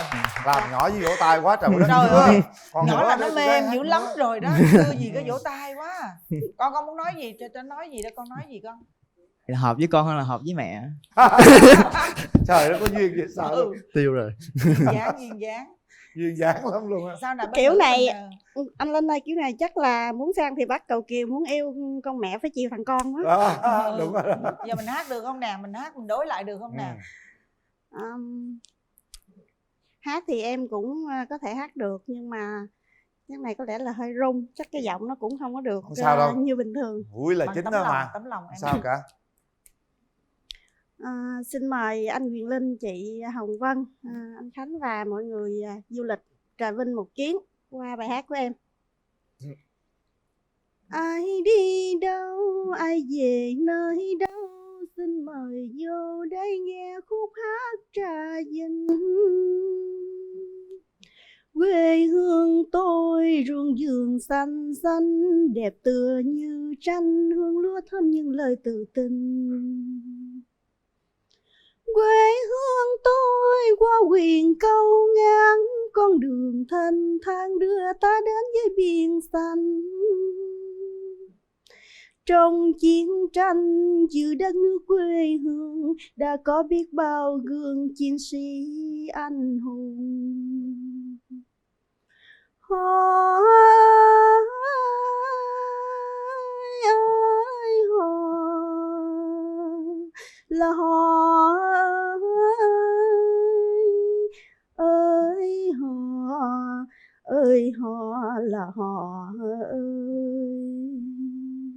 Biển Ba Đông biển trời bát ngát, ao bà ôm thắng cảnh miền Tây. Chùa Cò nổi tiếng xưa nay, chưa đi chưa biết nơi này là Trà Vinh. Chưa đi chưa biết nơi này là Thần Tiên. Dạ. Rồi, hy vọng rằng sẽ có dịp để mình về chùa Cò ha, để thăm ao và om ha, ăn bánh canh bánh có, bánh tét Trà Cuông ha, vừa sáp cầu kè ha. Dạ. Thôi Trà Vinh là nơi quê hương của Ngô Thanh Vân với lại em Hồng Ánh, Lê Phương. Em ngày Lê xưa là học cùng thời với Lê Phương. Và cái kỷ niệm em nhớ nhất sau này là ngày xưa lúc đi học thì mình không có biết là tương lai như thế nào. Nhưng mà thời điểm em học 12 là tụi em thi đấu thể thao, là em có đánh đôi với Lê Phương, lần vậy em thua Lê Phương. Thua hả? Dạ, đánh cầu lông. Dạ, em Dạ. thua Lê Phương. Tại vì Lê Phương cao, còn em nó hạn chế chiều cao quá, thành ra là em đánh không lại. Rồi, thôi mình về ghế ngồi đi. Đưa ra quyết định nào các bạn. Chúng ta đủ lớn để suy nghĩ, để đưa ra quyết định chính xác cho chính con tim của mình. Đây, nút Nào. này cưng. Mỗi bạn cũng đã lỡ một chuyến đò, hy vọng rằng chúng ta sẽ cùng nhau để xây dựng một chuyến đò Bấm không mới. Quy? Ở đó tràn ngập những yêu thương. Đó. 3, 2, 1. Hết Hay thời quá, gian. trời ơi, bấm đông điệu Bấm luôn. cùng một Khách, lúc luôn. khách. Đấy. Hãy nắm tay nhau, hãy tạo điều kiện, hãy tạo cơ hội cho nhau ha. Đây con có duyên hết sức ủng hộ quá trời đất luôn. Trời ơi, con mê chú này quá rồi, đúng không? Chú hợp với con còn hơn hợp với mẹ đó. Trời đất ơi, thấy cưng không? Có duyên dễ sợ luôn. Rồi bây giờ mình nói gì với gia đình của bạn gái đang theo dõi chương trình đi. Đại khái là chào hai bác, chào gia đình ha.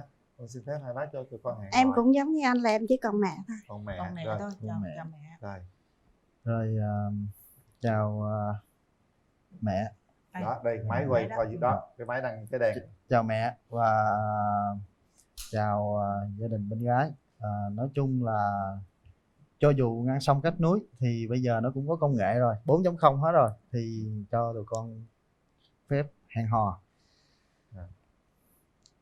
Và Con sẽ làm sao? Và con sẽ là tranh thủ và mọi cách để về với Trà Vinh nhanh nhất. Hứa rồi đây nha. Em nói nghe nè, nhỏ này mà để tóc gì là giống em á, sao kỳ vậy ta? Dạ. Giống bạn này nè. Thiệt á, không giống mẹ mà giống như Dượng. Rồi, thôi mình đặt nụ hôn đầu tiên ngay ngày gặp mặt đi. Mình quên á, mình quên điều đó.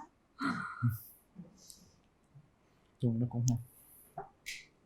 Cái gì vậy? Vậy cụng hả? Ai mượn cụng vậy? Không đây nè, đứng lại như vậy mà không má. Đó. Họ là những người lỡ chuyến đò, họ có cái cách đồng cảm nhanh nhất đối với nhau. Anh nghĩ rằng đây là cái duyên rồi, cố gắng lên nhá.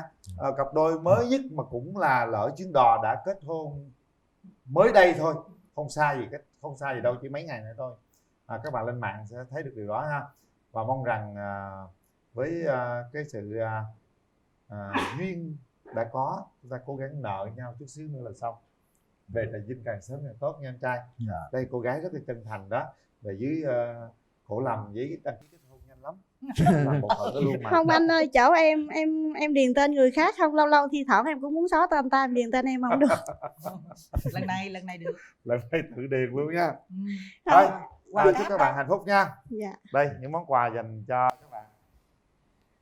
Lâu lâu là lên từ Trà Vinh chạy về, từ Vĩnh Long chạy về Trà Vinh. Dạ.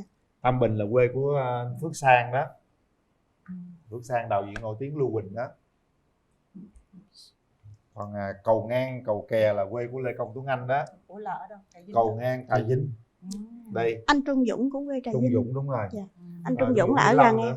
Thẻ Diamond. Rồi hệ thống Finet. Rồi, còn đây là quà của thép Vina QA. Một bộ son môi dành riêng cho em, 5 Dạ. màu son lì rất là đẹp.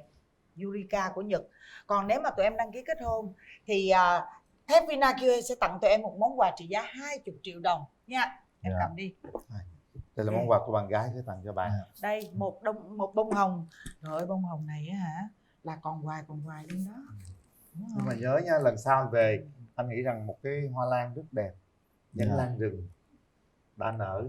Tại hoa lan thì nói chung là mấy đợt này nó chưa có đẹp mấy, rồi em quyết định là sẽ thay bằng bông hồng, nhưng mà bông hồng thường thì nó sẽ nhanh tàn. Em muốn tặng một cái bông hồng sáp, mà một bông hồng sáp thì thời gian lưu hương nó tầm 3 tới 5 năm, thì Rồi. lúc đó thì mình lại tặng cái khác. Ok rồi. Rồi, Nhận. hãy đưa nhau đi Đây. đến nơi mình thích nào các bạn. Đi hướng này cưng, xuống cầu thang luôn. Mình hai tên vậy mình có hai lòng không anh? Cái 2 lòng hay 3 lòng nó không quan trọng đâu em, nó quan trọng là bạn có xứng đáng không. Quan trọng chứ. Nếu như hai lòng thì mình đã chia sẻ rồi. Mình chia một cái lòng của mình nó ra làm đôi là tình cảm nó cũng chia rồi, đúng không anh? Cho nên là nó quan trọng, đối với em thì nó quan trọng lắm. Dạ. Thì hiện anh nói là anh đã có một con 11 tuổi đúng không? Vậy mình đã kết hôn chưa? Dạ mình có. Dạ, vậy anh cho em xin hỏi riêng một xíu là mình có kết hôn rồi, là mình có con với cái người kết hôn đó đúng không anh? Dạ đúng rồi, vì mình cần phải làm giấy tờ để cho con học. Ủa nếu mà đã kết hôn thì tại sao anh lại gọi là tai nạn? Là tại vì tức là nó là đứa con mà thật ra thì cái lúc đó thì là không mong muốn, vì thật sự là lúc đó mình không muốn lập gia đình. Nhưng mà vì mình nói chữ tai nạn nó có mặt kép, có thể bạn hiểu nhầm nó là tai nạn kiểu ấy. Tức là lúc đó thì mình chưa có gì cả, chưa thể chăm sóc được cho cô ấy, rồi chả làm được cái gì cả, thế cưới nhau về đấy, rồi thì bạn hiểu là điều gì đến nó sẽ đến thôi. Mời nhà trai. Xin chào bên gái, mình là Trường Hùng, mình sinh năm 1985. Hiện tại mình là giáo viên dạy toán ở thành phố Hồ Chí Minh. Hiện tại nhà mình ở Bình Tân, thành phố Hồ Chí Minh. Nhà ở đâu Hùng? Dạ nhà em ở Bình Tân ạ. Bình Tân hả? Quận Bình Tân làm giáo viên. Dạ vâng ạ. Dạy cấp mấy? Dạ em dạy toán cấp 3. Cấp 3. Dạy trường nào thầy ơi? Dạ em dạy luyện thi đại học cho các bạn thi đại học ở chị. Dạ, tại nhà mình cũng ở Bình Tân. Mời nhà gái. Xin chào tất cả chương trình. Em chào chị Ngọc Lan, em chào chú Quyền Linh. Em thì là Thúy An, em 25 tuổi. Em đang công việc của em là đang bán hàng online, kinh doanh tự do. Ở đâu cơ? Dạ em ở Gò Vấp chị. Mình bán hàng tại Gò Vấp luôn. Dạ đúng rồi. Bán gì vậy Thúy An? Thì những cái mặt hàng con bán thì hôm nay cũng có một mặt hàng con mang đến đây để tặng cho chị Ngọc Lan, với tặng cho chú Quyền Linh và bạn nam bên kia. Và một cái sản phẩm nó hơi nhạy cảm một chút xíu, thì chú Quyền Linh với lại chị Ngọc Lan có muốn có cần mua thì con vẫn bán. Có quà là chú nhận mà, gì vậy con, gì mà nhạy cảm không? Thì cái sản phẩm của con là về sinh lý nam á chú. Vậy em tặng cho chị làm chi? Dạ thì để mai mốt mà chị có người yêu thì nếu như cần thì liên hệ với em. Thôi con tặng cho bạn con bên đây Dạ đi con. không, cái em tặng không phải cái đó chú ơi. Cái Chú con khỏi mang cái lấy. chương trình tặng không phải cái đó chú.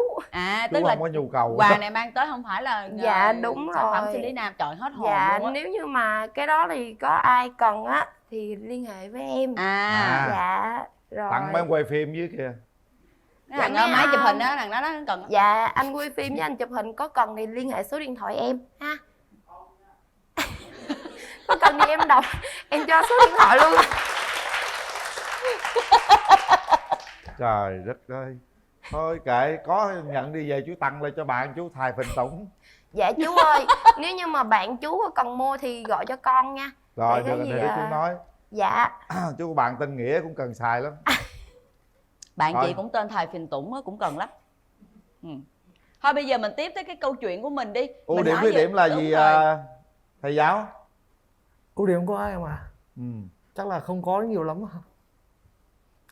Chỉ là em có vẻ sống tình cảm thôi. Sống tình cảm. Dạ. Ưu điểm đó. Dạ, chỉ duy Đó cũng nhất- là khuyết điểm nha. Đôi khi mình sống quá tình cảm đó, rồi có một số người lợi dụng cái tình cảm đó, rồi mình thiệt hại rất là nhiều luôn á. Dạ nhưng mà em vẫn cảm thấy vui là được. Rồi còn gì nữa? Còn khuyết điểm của mình chắc có thể là chỉ hút thuốc. Hút thuốc, hút nhiều không thầy Hùng? Dạ vì vấn đề công việc cộng với lại cái cuộc sống của mình nó hơi tẻ nhạt một xíu, nên là mình sẽ dùng những cái điếu thuốc đó vào những lúc buồn đó anh. Tẻ nhạt. Tức là thầy Hùng sống với ai ở nhà? Dạ mình sống một mình ở trong Sài Gòn. Một mình một thôi. Dạ. Hơi cô Là đơn ở thầy nhà ha. của mình luôn. Dạ đúng rồi. Thành ra là một mình nên buồn hút thuốc đúng không? Dạ. Nó hơi tẻ nhạt đúng không? Dạ vâng ạ. Nhưng mà nếu mà có một người bạn gái kế bên thì sẽ bớt tẻ nhạt đi, rồi điếu thuốc đó bỏ đi luôn được không? Dạ được anh. Rồi mời nhà gái. Cái điểm mạnh của em là vui vẻ, hòa đồng, luôn luôn tạo niềm vui cho tất cả mọi người. Em luôn là tâm điểm của cuộc vui hết á. Còn cái nhược điểm của em là nóng tính, với lại là em hơi bị cáu gắt khi đói với khi ngủ. Người ta nói là xấu nết đói á, đúng không? Dạ đúng rồi, em rất là xấu. Thì thường hay là kêu cái tính là ưu điểm là biết sai là sẽ sửa, nhưng còn nhược điểm là chưa thấy bao giờ thấy mình sai hết trơn á. Hả? Nhược điểm là chưa bao giờ thấy mình sai Dạ, hả? nhược điểm là chưa bao giờ thấy mình sai hết trơn. Trời ơi, cũng luôn luôn đúng á. Đặc sắc quá ha. Dạ. một là luôn luôn đúng, hai là em không có cái gì sai để em thấy mình sai á. Trời ơi trời. Hay vậy ta. Cô gái này thú vị lắm nha. Hay vậy ta. Nhưng bên đó là luôn luôn tạo niềm vui, mọi người có thể tạo niềm vui cho thầy Chu Hùng nè, bởi vì cuộc sống của thầy nói là hơi tẻ nhạt chút xíu nên hút thuốc đó, mình tạo niềm vui cho thầy bỏ thuốc nha. Con cũng không biết sao nữa chú ơi, nhưng mà nếu mà được á, thì về á là con cho hút cái khác. Hút gì cưng? Hút em. Đừng hút thuốc nữa mà hút vào em đi. Đúng không chú? Trời ơi, quá trời quá đất rồi. Được. Thầy Hùng mình có mấy mối tình rồi? Mình chắc đường là tình duyên của mình đó. Dạ, đường duyên của em thì chắc là em chỉ có một mối tình duy nhất thôi. Mối tình duy nhất là cách đây khoảng tầm 1 năm rưỡi. Mình gặp em ấy chỉ 3 lần thôi anh. Gặp 3 lần. Dạ. Gặp em ấy 3 lần. Cô ấy kém mình 8 tuổi, cô sinh năm 1993. Cô ở ngoài Ninh Thuận á. Thế là mình chỉ gặp nhau được có 3 lần thôi. Nhưng mà có lẽ vì cái thời gian mà nó ngắn quá nên tình cảm của cô ấy không đủ lớn. Bị áp lực về gia đình nên là ba mẹ ngăn cản nên là cô ấy là không chịu được áp lực. Thế rồi mình nghĩ là nếu mà họ không hạnh phúc như vậy thì không nên cố cưỡng ép quá. Thế là mình quyết định là mình không gặp bạn ấy nữa. Tức là hai người gặp nhau 3 lần nhưng mà trong thời gian bao lâu? Dạ, trong thời gian khoảng chừng 1 tháng rưỡi. Con tháng rưỡi thôi hả? Dạ đúng rồi. Vậy cũng chưa có sâu sắc gì lắm đúng không thầy Hùng? Không sâu sắc anh. Dạ chào thầy. Dạ. Dạ, em nghe cái câu chuyện của thầy nó cũng lâm ly bi đát quá, các em phải bước qua. Rồi thầy quen bạn gái trong vòng tháng rưỡi hả thầy, gặp 3 lần hả thầy? Dạ đúng rồi. Sao bộ điều kiện địa lý nó trắc trở lắm hả thầy? Dạ không à. Cô ấy làm bên váy cưới ở bên Phú Nhuận. Dạ. Và mình có viết một cái bài viết ở trên nhóm. Thế là cô ấy định làm quen với mình. Thì đầu tiên thì mình không có đồng ý kết bạn với cô ấy. Dạ. Nhưng mà vì sự nhiệt tình của cô ấy lớn quá, thế là tức là 2-3 lần ấy, thì lúc đó mình mới quyết định là thôi thì dành cho em ấy một cơ hội cũng như là cho bản thân của mình một cơ hội. Dạ. Thế là mình sắp xếp thời gian và 16 giờ ngày hôm đó thì mình có nghỉ được một tiết đó, bé học sinh của mình nhà có việc. Thế là mình chạy qua. Thế là mình gặp cô ấy và tới bây giờ thì mình mới biết được là mình thương cổ. Chứ thật ra thì cái khoảng thời gian hai người ở gần nhau nó ngắn quá. Tức là hai người sống với nhau rồi hả? Dạ không không có. Mới gặp 3 lần thôi. Gặp thôi hả? Dạ, mình mới gặp cô ấy có 3 lần. Một lần ở Vincom Thủ Đức. Vậy thì đâu phải kể là mối tình đâu. Không, nhưng mình yêu cô ấy kinh khủng lắm, anh không cảm nhận. Yêu kinh khủng lắm hả? Tức là khi mất rồi mới phát hiện ra là yêu. Dạ đúng rồi, tức là sau đó khoảng 1 tháng rưỡi đó là gia đình ngăn cản. Cô bị bệnh có liên quan tới về vấn đề về tư duy. Nên là mình sợ có thể là tình cảm của mình đó sẽ làm cú sốc tinh thần cho cô ấy nữa. Thế là mình quyết định là thôi dừng lại để cho ba mẹ cô ấy chăm sóc cô ấy có vẻ sẽ tốt hơn. Rồi còn mối tình nào nữa không? Dạ không ạ. Chứ ngày trước thì cái lúc mà thời bắt đầu là sinh viên học đại học á, thì lúc đó là mình chỉ giống như là chỉ cảm mến bạn ấy thôi, chứ nó không được gọi là yêu đương. Thầy có quen một cái mối tình nào sâu đậm, có sống với nhau không? Dạ có một tai nạn. Có một tai nạn là mình có một bé con trai. Tức là chỉ là tai nạn có con đó. Tai nạn là sao? Mình trong có cơn con với ta mà tại ta sao gọi là tai đến nạn? bên nhau đúng không thầy? Cho quên đi nhưng đớn đau trong con tim. Rồi xong rồi cái tai nạn tức là xảy lúc ra. đó mình còn rất trẻ. Thì mình có một con trai 11 tuổi rồi. Rất trẻ là bao nhiêu tuổi thầy? Dạ lúc đó mình 24 tuổi rưỡi. 24 tuổi. Rồi tại sao lại gọi là tai nạn? Thì tức là không mong muốn xảy ra thì bọn mình có con. Không mong muốn, nhưng mà thầy với người đó yêu bao lâu? Dạ không yêu hả? Không yêu, tại sao lại có con là sao? Là lúc đó mình còn trẻ. Không chính là sao thầy? Tức là mình với cô ấy có quan hệ với nhau. Và nhưng mà không có yêu. Dạ đúng rồi. Có quen biết gì trước không? Dạ có quen. Bao lâu? Dạ chắc cũng được một vài tháng gì đó. Thì là cũng đã Thì có tức quen rồi. là không có quen kiểu ấy, mà là bạn rồi biết rồi biết nhau rồi. Thì có một lần là đi uống bia rượu với bạn bè á, thế là chuyện đó xảy ra. Tức là đến với nhau trong cơn say.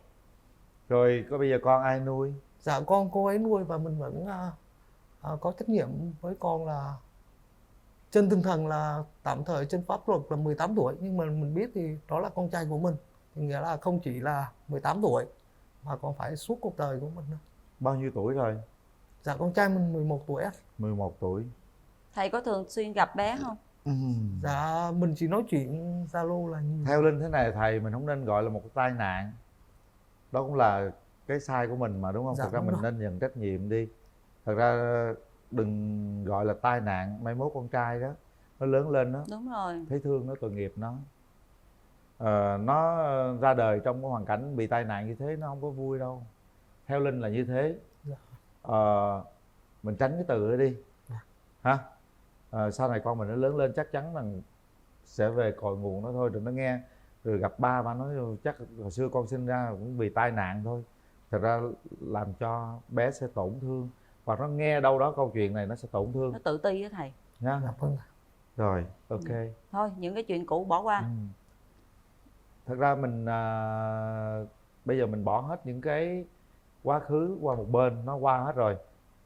Đó là những cái điều mà đôi khi tuổi trẻ nông nổi, hơi sai phép chút xíu, nhưng mình chấp nhận ha. Rồi Bây giờ mình sẽ nhà gái tìm hiểu xem nhà gái đường có bao tình nhiêu duyên mối sao tình rồi? Bao nhiêu mối tình rồi cơ? Thì em cũng trải qua được 3 mối tình. Mối tình đầu tiên là cái thời đó còn quá nhỏ, cho nên là lóc chóc lắm, người ta thương mình thì mình không biết. Thì sau đó tới kế tiếp thì mối tình thứ hai thì lại còn chưa có vững vàng công việc, cũng là chưa có kinh tế nữa, cho nên là tụi em cũng không có tới được với nhau. Nhưng mà cái mối tình thứ ba á, thì nó trớ trêu là bạn đã có gia đình rồi. Cho nên là khi phát hiện ra thì tụi em không có tiếp tục nữa. Tức là lúc yêu nhau em không biết. Dạ đúng rồi. Thì nhưng mà trớ trêu thêm một cái nữa là khi phát hiện ra bạn đã có gia đình thì em mới chia tay, rồi mới biết là em có em bé. Nhưng một điều ở đây là con em không phải là tai nạn. Con em đến với em là sự mong ước của em, và con em nó là một cái giống như là ông trời ông bù đắp cho em vậy đó. Nó là một thiên thần, nó là một cái bùa hộ mệnh dành cho em. Con đến với em là bao nhiêu sự may mắn nó đến. Tuy là mình không có một cái cuộc tình trọn vẹn, nhưng mà thay vào đó là mình có được một nàng công chúa rất là đáng yêu. Không có gì có thể bù đắp được cả. Con em là con trai hay con gái em? Dạ, con vừa mới nói công chúa luôn á chú ơi. Chú không nghe, con nói nhỏ quá chú xin lỗi. Dạ. Công chúa mấy tuổi rồi con? Dạ công chúa con được 1 tuổi rồi chú. 1 tuổi. Dạ. Rồi. Như vậy là bên kia có một con gái. Dạ. Bên đây có một con trai. Mình cũng đã có con rồi ha. Chắc có lẽ mình cũng hiểu được tình yêu thế nào, mình có nhiều cái kinh nghiệm hơn để chúng ta có thể thiết lập cái mối quan hệ mới cho nó tốt đẹp hơn ha. Thôi. Bây giờ mình nói về tương lai đi. Mình nói về cái mẫu người lý tưởng của mình đi. Em mong muốn có một người yêu như thế nào? Một người yêu của em thì bây giờ cái sự đầu tiên và quan trọng nhất em cần là người đó phải đủ bao dung để yêu thương cả mẹ lẫn con. Chứ không phải mà chỉ cần em mà không cần con em thì em không cần. Là cái thứ nhất. Cái thứ hai nữa là người đó không có hút thuốc. Cái thứ ba nữa là người đó không có được gia trưởng.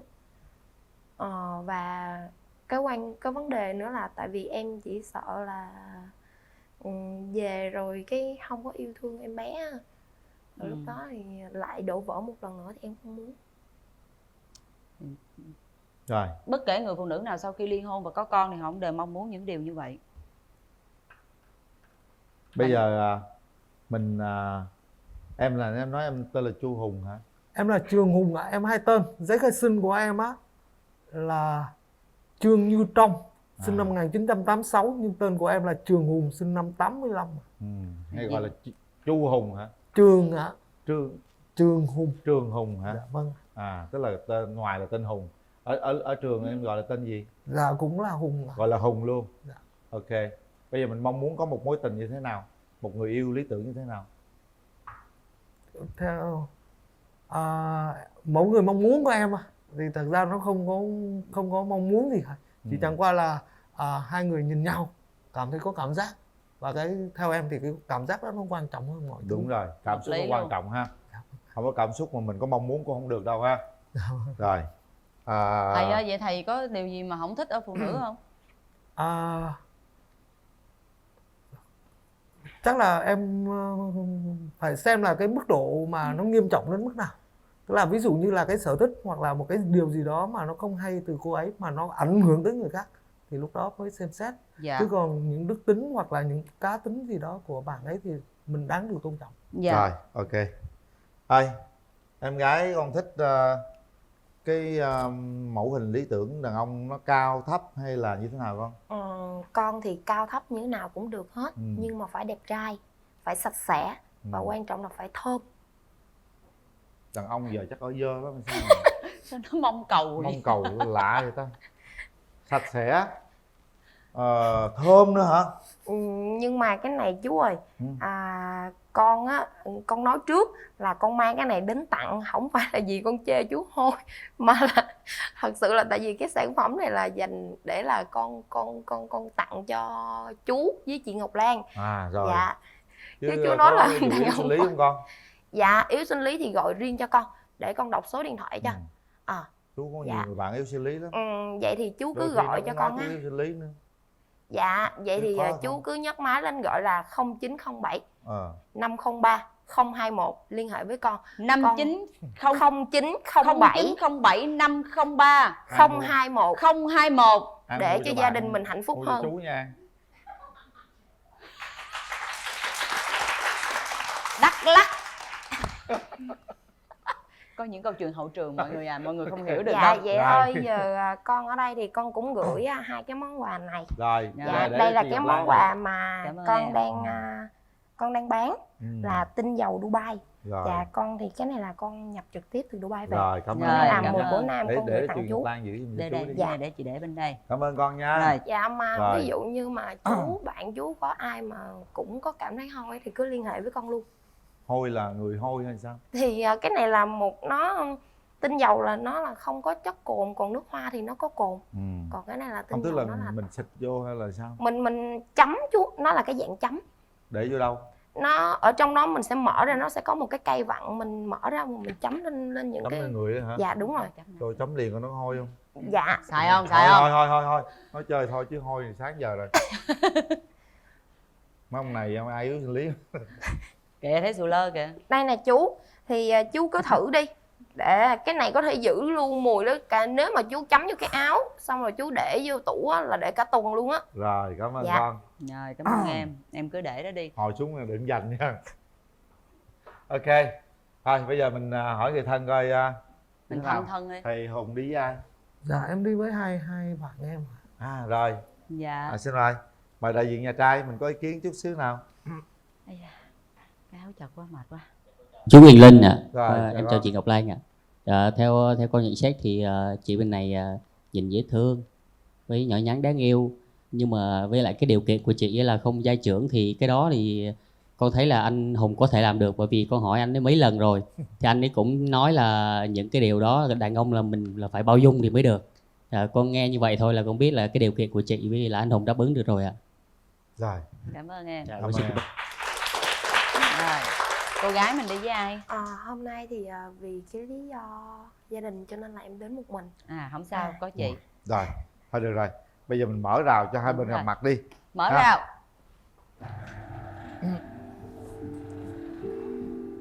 Nền Rồi, đá duyên mời dáng thầy đẹp Hùng đẽ. nha. Đây là không gian của thầy đó. Bắt đầu đi.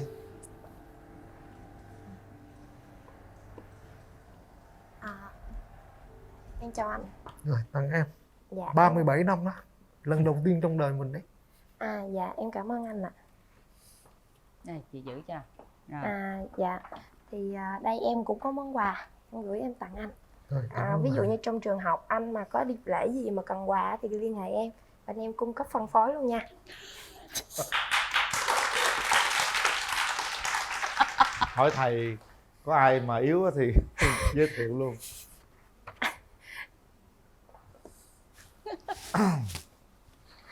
Rồi thầy Hùng quay mặt qua kia nói chuyện với thầy. Này để chị.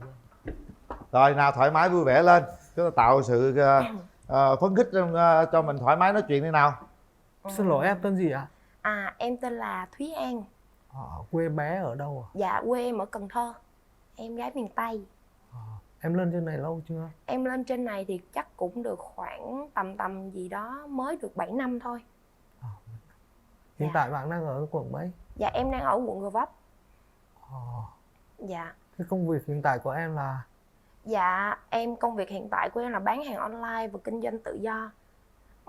Thì em thấy hình như là mấy câu hỏi nãy giờ anh hỏi là em đã giới thiệu từ đầu chương trình rồi. Có nãy chắc giờ là do thầy anh không để ý ha. Thầy hồi hộp quá nên thầy nghe không rõ. Không phải đâu. Gặp một cái thầy hồn siêu phách Không phải lạc. đâu con, bây giờ để chú nói nghe nè. Ở bên kia nói rất là nhỏ, bên đây không có nghe gì hết. Thật ra từ đầu dạ. cuối không có lúc nghe lúc không luôn á. Dạ. Vậy thì cho em xin hỏi một cái là tại sao mình lại hai tên nè? Dạ mình hai tên vì là một cái tên đó do ông cố nội của mình đặt. Dạ. Tức là ngày xưa ông cố nội á, thời còn vất vả lắm. Dạ. Thế là ba mẹ mới để mình cho ông cố nội. Ông cố nội của mình tức là ba của ông nội mình á. Rồi đưa bổng cho mình. Dạ. Vậy mình hai tên vậy mình có hai lòng không anh? Cái hai lòng hay ba lòng nó không quan trọng đâu em. Nó quan trọng là bạn có xứng đáng không. Quan trọng chứ. Nếu như hai lòng thì mình đã chia sẻ rồi. Mình chia một cái lòng của mình nó ra làm đôi là tình cảm nó cũng chia rồi. Đúng không anh? Cho nên là nó quan trọng. Đối với em thì nó quan trọng lắm. Dạ. Thì hiện anh nói là anh đã có một con 11 tuổi đúng không? Vậy mình đã kết hôn chưa? Dạ mình có. Dạ. Dạ. Vậy anh cho em xin hỏi riêng một xíu là mình có kết hôn rồi, là mình có con với cái người kết hôn đó đúng không anh? Dạ đúng rồi. Vì mình cần phải làm giấy tờ để cho con học. Ủa nếu mà đã kết hôn thì tại sao anh lại gọi là tai nạn? Là tại vì tức là đó là đứa con mà thật ra thì cái lúc đó thì là không mong muốn, vì thật sự là lúc đó mình không muốn lập gia đình. Nhưng mà vì mình nói chữ tai nạn nó có ngoặc kép, có thể bạn hiểu nhầm nó là tai nạn kiểu ấy. Dạ. Tức là lúc đó thì mình chưa có gì cả, chưa thể chăm sóc được cho cô ấy, rồi chả làm được cái gì cả. Thế cưới nhau về đấy, rồi thì bạn hiểu rồi, điều gì đến nó sẽ đến thôi. Thế là mình biết điều đó nên là lúc đó mình phải làm điều đó để cho ít nhất là con mình nó có bố có mẹ. Nhưng sau đó một thời gian thì mình phát hiện là nếu không có tình cảm thì không thể sống được với nhau. Còn riêng về cái quan niệm của em nha, thì không nhất thiết một đứa trẻ phải có bố có mẹ cùng nhau đâu. Nhưng quan trọng là cái cuộc sống của nó như thế nào. Tuy là con của em nó chỉ có một mình anh mẹ nó thôi, có một mình anh em thôi, nhưng mà chưa chắc gì những đứa con mà có bố có mẹ thì nó đã được như là đầy đủ và đầy đủ yêu thương như em.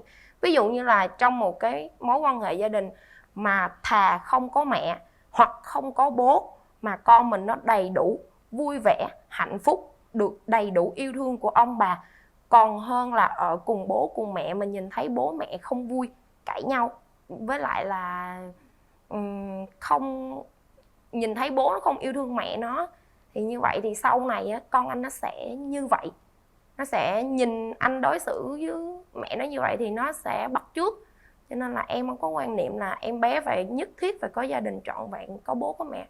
Quan trọng là cái cuộc sống của nó như thế nào thôi, mình dành cuộc sống của nó như thế nào thôi anh.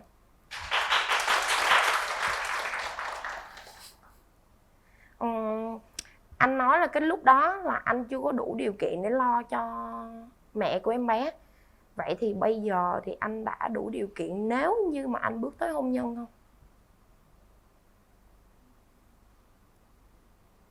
Là nếu như anh bước tới hôn nhân thì anh có đủ điều kiện không, để anh nghe lo rồi, anh hiểu rồi. Dạ. Chỉ là anh muốn để trả lời cho bạn hài lòng. Dạ.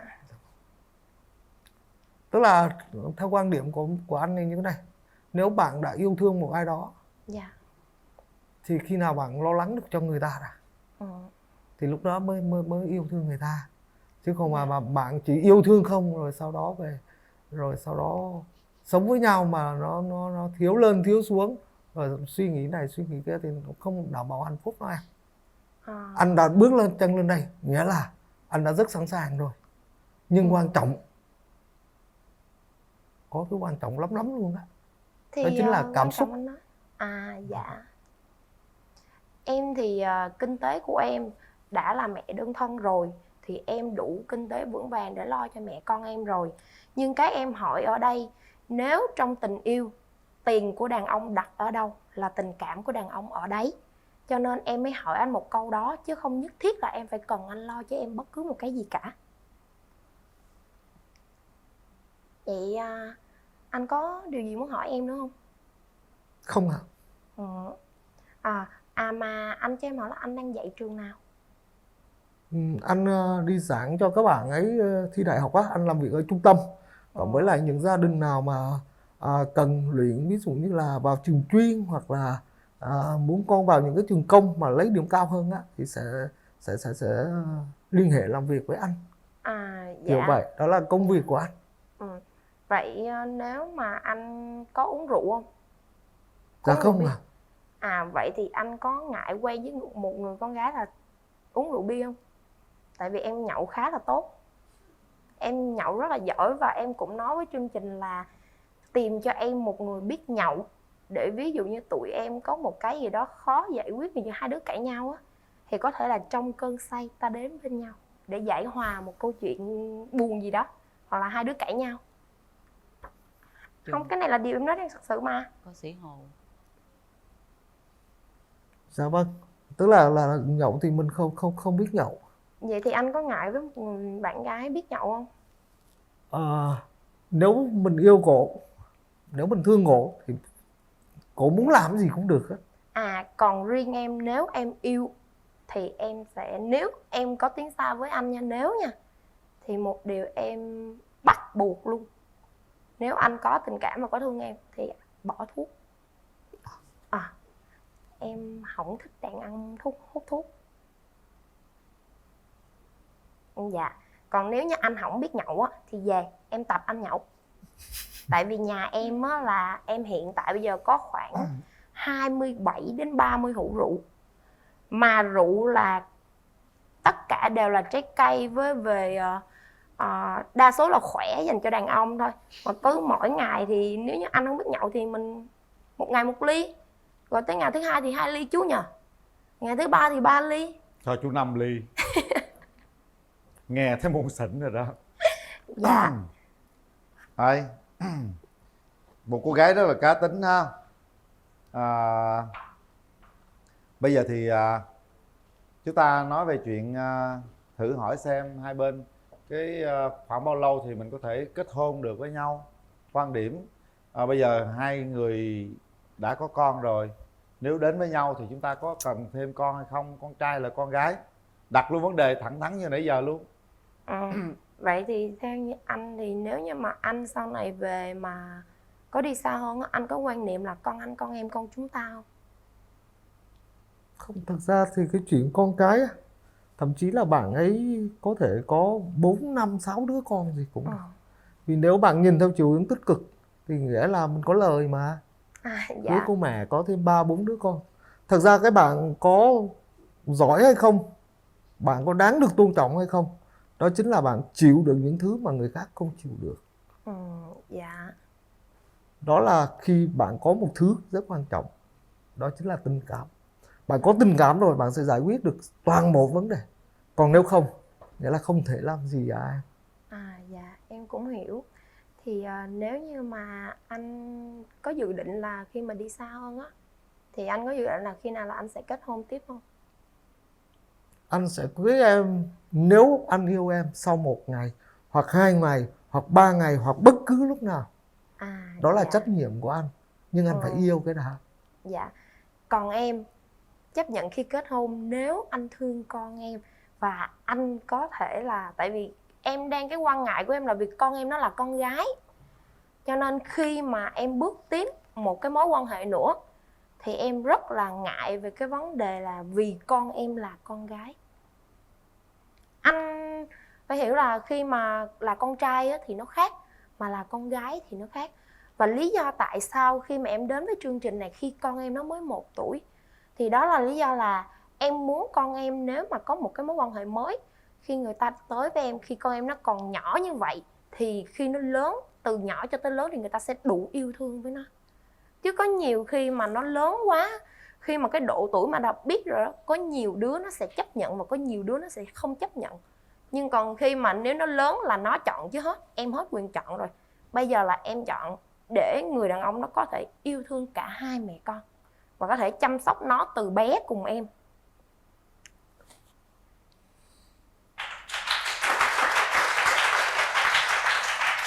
Có còn gì trao đổi với nhau nữa hay không?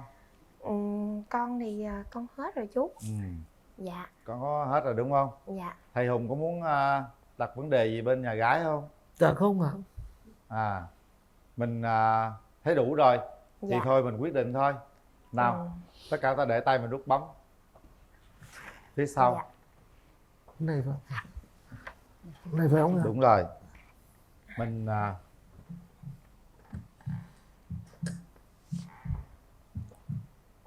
sau 3 tiếng đếm, chúng ta đủ để có bản lĩnh quyết định về cuộc đời của mình. 1, 2, 3. Hết thời gian. Không ai bấm cả. Các bạn cách xa nhau quá. Chúng tôi cũng thấy điều đó. Đó là lý do mà ông Mai bà Mối không nói gì thêm. Xa lắm. Độ tuổi cũng xa, suy nghĩ cũng xa, tất cả mọi thứ đều xa, rất xa. Thôi bây giờ mình cũng cứ là những người bạn với nhau để có thể liên lạc, có thể mua thuốc yếu sinh lý hay là thuốc thơm gì đó, Nước hoa rồi. nước hoa gì đó. Không, cái kia là bán đắt lắm á con. Dạ đúng rồi. Đúng rồi nữa. Dạ đúng rồi. Vậy đàn ông yếu sinh lý nhiều lắm hả ta? Dạ thì cũng theo, nhưng mà nếu như 100 khách hàng mà gọi đến cho con á, thì con chốt khoảng được 90 khách hàng. Trời đất, đàn ông giờ tệ dữ vậy hả ta? Sao em sale giỏi vậy? Tại vì em có thể về đội của chị không? Chị ơi, bây giờ hình như là 80% là như vậy rồi đó. Trời ơi, vậy nó quay phim này hết rồi ông nội. Mấy anh quay phim cần thì liên hệ với em nha. Dạ hồi nãy em có đọc, em đọc số điện thoại lại là 09. Sĩ Hồ. Sĩ Hồ. Mua tặng chú Sĩ Hồ ra kìa. Ok, thôi thật ra thì chúng ta đến đây đã có duyên rồi, không có phận với nhau, không hợp với nhau, ta thể là những người bạn để giúp nhau cùng tiến bộ, giúp nhau cùng phát triển nha. Một ngày nào đó chúng ta gặp nhau để uống cà phê với nhau, để chia sẻ với nhau nhiều điều hơn cuộc sống hơn nha. Dạ. Rồi, cảm ơn các bạn. Bây giờ thì chúng tôi sẽ gửi tặng các bạn những phần quà của chương trình. Đây là son Yurika do thép Vina QA, thép xây dựng Nhật Bản, gửi tặng cho em. Đây là cảm ơn chị. nhãn hàng Amity, nước rửa tay, nước rửa chén, nước lau sàn, nước giặt xả. Dạ, cảm ơn Đây chú. là cốt súp gà, một sản phẩm của Quốc Việt Food, giúp cho món ăn thơm ngon tròn vị, dễ dàng hơn trong quá trình chế biến. Dạ. Đây là Toshiba lò nướng PLM Saka cái gì đó nãy tôi đọc rồi đó, tùm lum hết đó. Nói chung là nướng là chính, mà không nướng không chín, nước quá nó khét. Đây là cái quà gì đó tôi không biết, giữ lấy, giữ làm kỷ niệm nha. Chúc Dạ. thầy Hùng mạnh khỏe, hạnh phúc, thành công, sớm tìm một nửa yêu thương của mình. Chúc cho con sẽ sớm tìm một nửa yêu thương của mình và mua may bán đắt. Dạ, con cảm ơn chú. Rồi. Này.